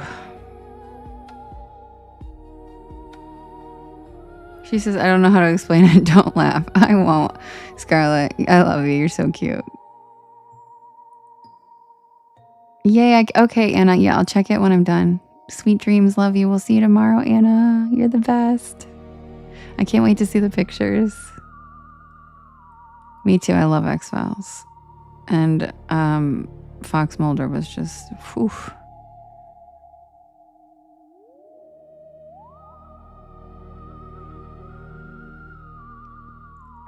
Me too, Venus. Me too. And then when I lived in LA, my friend was a character in Californication, and she got to like fake have sex with him. And I was like, are you kidding? Oh my God. And she wasn't like an X-Files person, so she like didn't even care. I was like, do you understand the gravity of Oh, you are, Rachie? Nice. I lived there for like all of my 20s.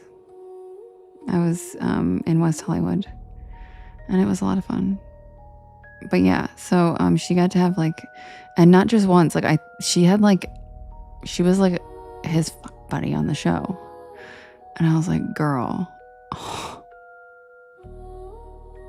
I know. I was like, oh, way to go, girl. That is a roll to land. Wow. Yep. Anyway. Yeah, Matt. He was just very good looking. Ooh, you're from the valley? Which part? I used to live in NoHo for a little bit. Back when they tried to brand it NoHo. I lived at Camarillo for a while. I also lived over by Lake Hollywood, kind of like before Burbank. Yeah, he did, Mary. He did. Tarzana? I love that. My friend Lisa's from Tarzana. I miss it out there sometimes. It's good times.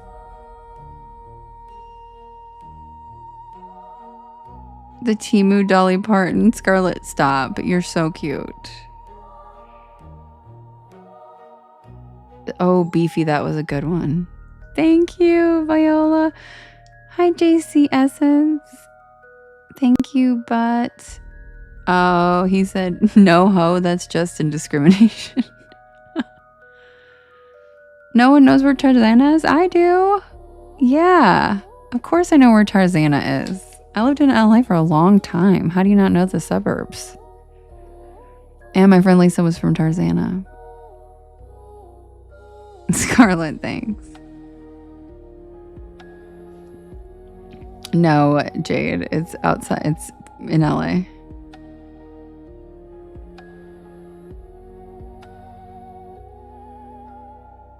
Yeah, I did. Well, actually, I lived in WeHo, then I shared a condo with 3 friends in NoHo temporarily just to help them finish their lease because they needed another roommate. And then I went back to WeHo. I lived off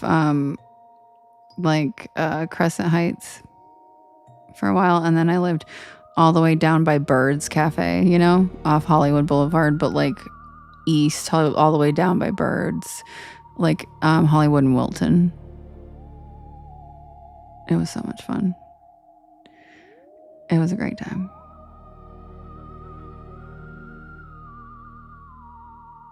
Aw, Matt. Hi, Sierra. Hope you like the porch.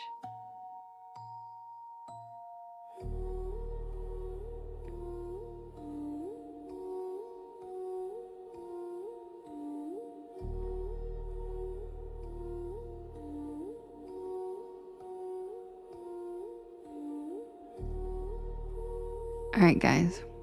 You ready for the night shift?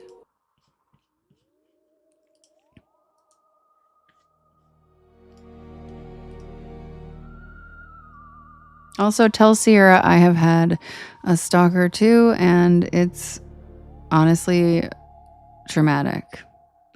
And I'm so sorry she's going through that. Mine affected me for years. So, tell her I'm sending her all my love. And it won't always be like this. You won't always look around the corner and look to see if he's there. You won't always be scared. Eventually, this is just a phase.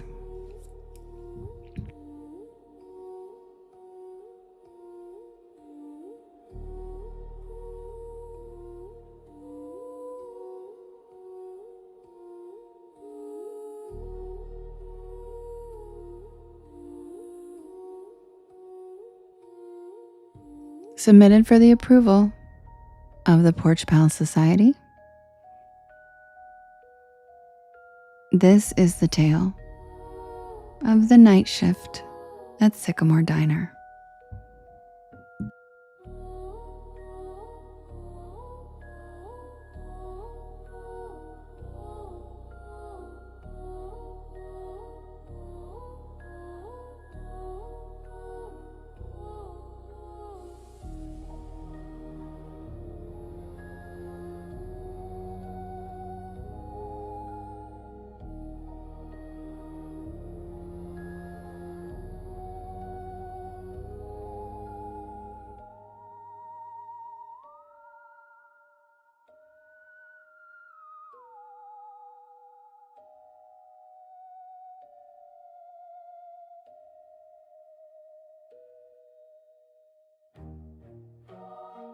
I'm not usually the kind of person who pulls over on back roads at night. Not unless I absolutely have to.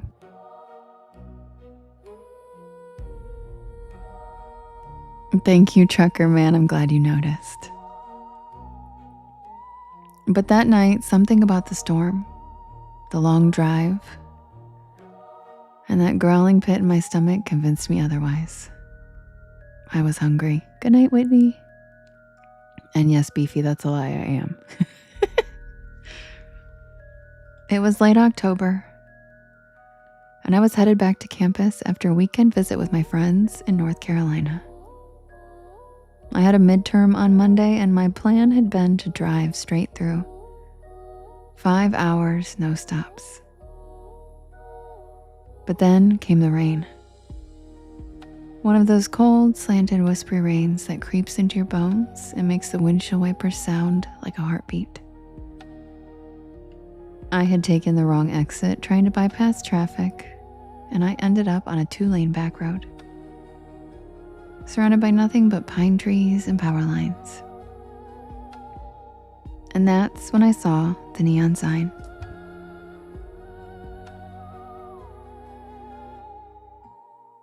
SYCAMRE Diner. The O in Sycamore was flickering, like it hadn't worked right in years. But the rest was lit up in a cherry red neon. A tiny beacon in the middle of nowhere.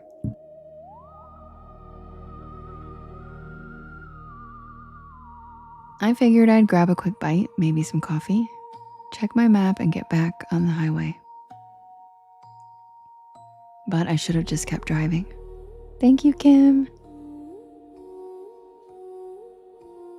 I should have known something was off the second I stepped inside. The bell over the door jingled, but not like a normal bell. It made this sharp metallic ping that echoed longer than it should have. The air inside was warm, almost too warm, and it smelled like grilled onions and pancake syrup. The place looked like it had been yanked straight from 1957. Checkerboard floor, red vinyl booths, a long counter with spinning stools, even a jukebox in the corner that looked like it hadn't worked in decades. And the people?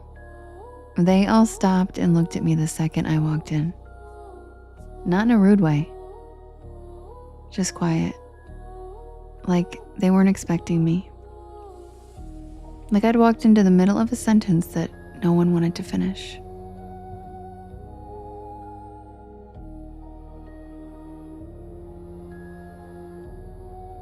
A waitress, tall with a beehive hairdo and a light blue uniform, smiled and waved me over. Thank you, trucker man. Thank you, poodle. You get caught in the rain, sweetheart, she said, handing me a laminated menu. I nodded, still trying to shake off that weird feeling. Yeah, the highway's a mess.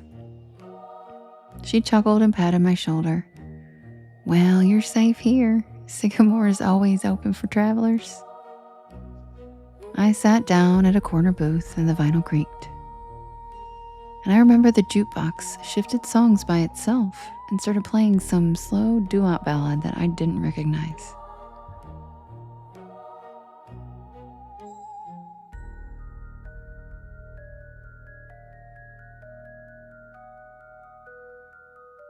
I looked around and everyone looked normal, sort of. There was a trucker with a thick gray beard drinking coffee at the counter. A young couple whispering to each other in a booth by the jukebox. And an older woman stirring tea like she was lost in thought.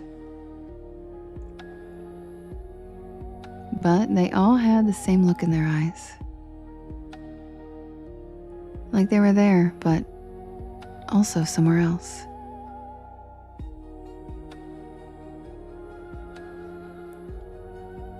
Like they were watching me out of the corner of their eyes even when they were looking down. The waitress came back with coffee, strong, hot, and surprisingly good.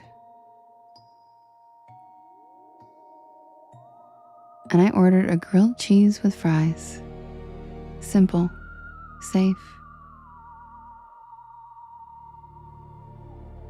She wrote it down with one of those clicky pens and said, "Don't worry, it's on the house tonight." And that was my second red flag. No diner just gives food away. While I waited, I took out my phone to check the map. No bars, no Wi-Fi, not even GPS. Just a blank screen with a spinning wheel. I glanced out the foggy window. And the storm was still going. Thank you, Whitney. But now the wind had picked up, and I could see the power lines swaying like jump ropes in the dark. But the diner stayed perfectly lit, not even a flicker. The food came fast, too fast, like under 5 minutes. But it looked amazing. Golden bread, gooey cheese, crispy fries with a little metal cup of ketchup on the side. I took a bite. Delicious. I mean, I've eaten at a lot of diners, greasy spoons, college joints, and roadside shacks, but this was hands down the best grilled cheese I've ever had. The fries were perfect, and the coffee never ran out. Every time I took a sip, it was somehow full again. I was halfway through the sandwich when the trucker got up to leave. He walked right past my table, nodded once, and whispered, "Don't stay past midnight." Justin. That's all he said. What? But he was already out the door. The waitress gave me a tight smile and walked over collecting his empty mug. Old Earl, he's always saying weird stuff. Just ignore him. But I couldn't. Something about his voice stuck with me. Something about the way he looked at me. Not like I was a customer, but like I was in danger. I checked the clock over the register. 11:42. I figured I had just enough time to finish my fries, grab the check, and head out. I still had at least 3 hours left on the road. But when I stood up, the lights flickered. Just once, and then again.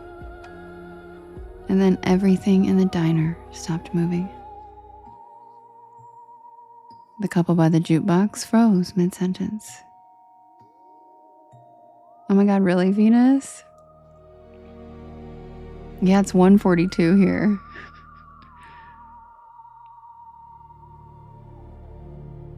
The woman with the tea stopped stirring, her spoon hanging in midair.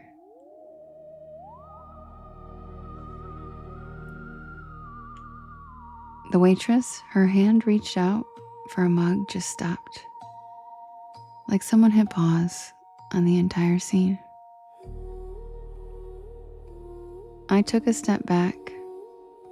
The jukebox buzzed, glitched, and restarted a new track. I could still move, but no one else could. And then I heard it. Not music, not a storm. A voice. Not coming from anyone I could see. Just a whisper that seemed to echo from the walls themselves. Happy birthday, Margaret! I backed toward the door, my heart hammering in my chest. And I turned the knob.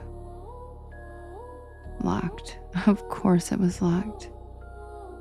I tried the windows, but they were sealed shut. I started banging on the glass and shouting, but no one was outside. Just the wind and the rain and that flickering red sign. SYCAMRE.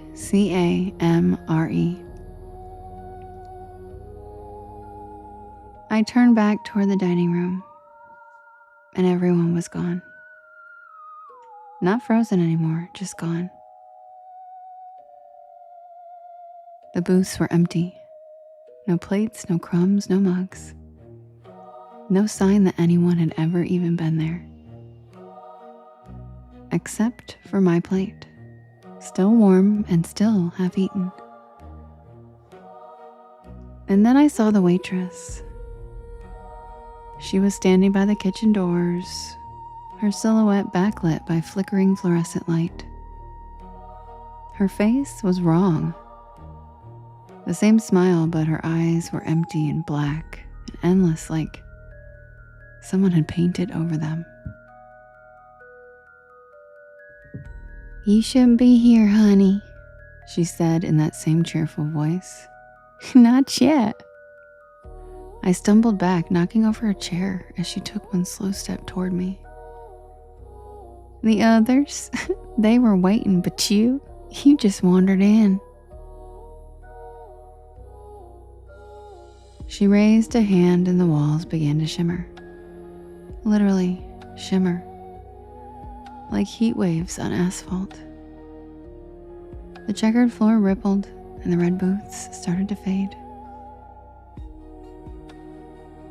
Becoming outlines and then shadows and then nothing. And then I saw it. Underneath the illusion, it was charred wood, cracked tile, broken beams, and black soot. Like the diner had burned down long ago. Thank you, Sharper. Thank you, Desiree. I ran. I don't even remember how I got out. 1 second I was inside, and the next, I was on the side of the road, soaked to the bone and gasping for air. My heart was still there. My car was still there, parked on gravel that didn't even look like a lot anymore. Just weeds and puddles. There was no neon sign, no glowing windows, just nothing. I drove back to campus that night in silence. No music, no Porch Lore podcast.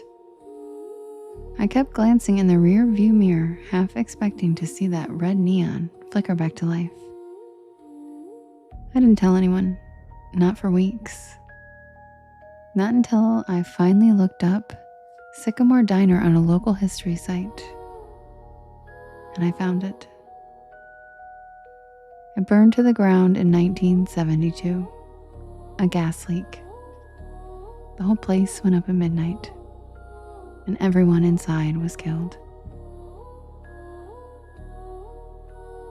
5 patrons, a waitress, and a cook.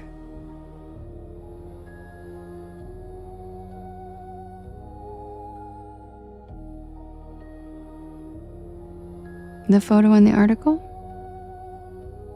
Same checkerboard floor. Same red booths.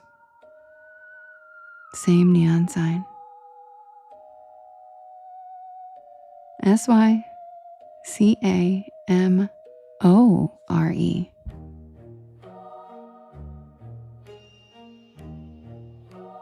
And in the corner of the photo, that same waitress, smiling. I never took that back road again. I don't even drive at night anymore if I can help it. And every time I see a neon diner sign, something in me flinches just a little. Because I know I was there. And I know I wasn't supposed to be. But the part that keeps me up sometimes, the part that really makes my stomach turn, that was the best damn grilled cheese I've ever had. And I didn't even pay for it.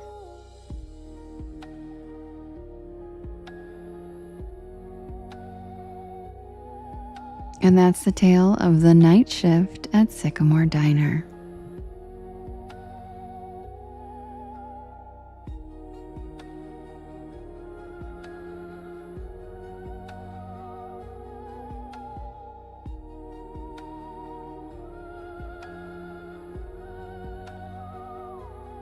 Good night, Porch Pals. I love you so much. Yes, exactly, Justin. I will see you guys again tomorrow at the same time, same place, 10 p.m. Eastern Standard Time. I love spending my evenings with you guys. I look forward to it every night. We have such an amazing community. I am so grateful for you guys every day. And you would risk going back again. Yep, same. And if you can't fall asleep, don't worry. Check out my YT channel. There's a Bedtime Stories playlist where you can listen to all of these stories recorded. And you'll probably be out by the second one. And I will see you guys again tomorrow. Same time, same place. Good night, Lady Rose. Good night, Michelle. Good night, Matt. Same time, same place, 10 p.m. Eastern Standard Time. I hope you guys get some wonderful sleep. Good night, Scarlett. Good night, Jenna. Good night, Misbehavin'. Good night, Trisha. Good night, Holly, Viola, Mary, Jamie, Mace, Kathy, Jess, Beefy. Good night, everybody. Florida Trucker. Good night. Sweet dreams, everybody. Thank you, Mace. Thank you, Justin. Yes.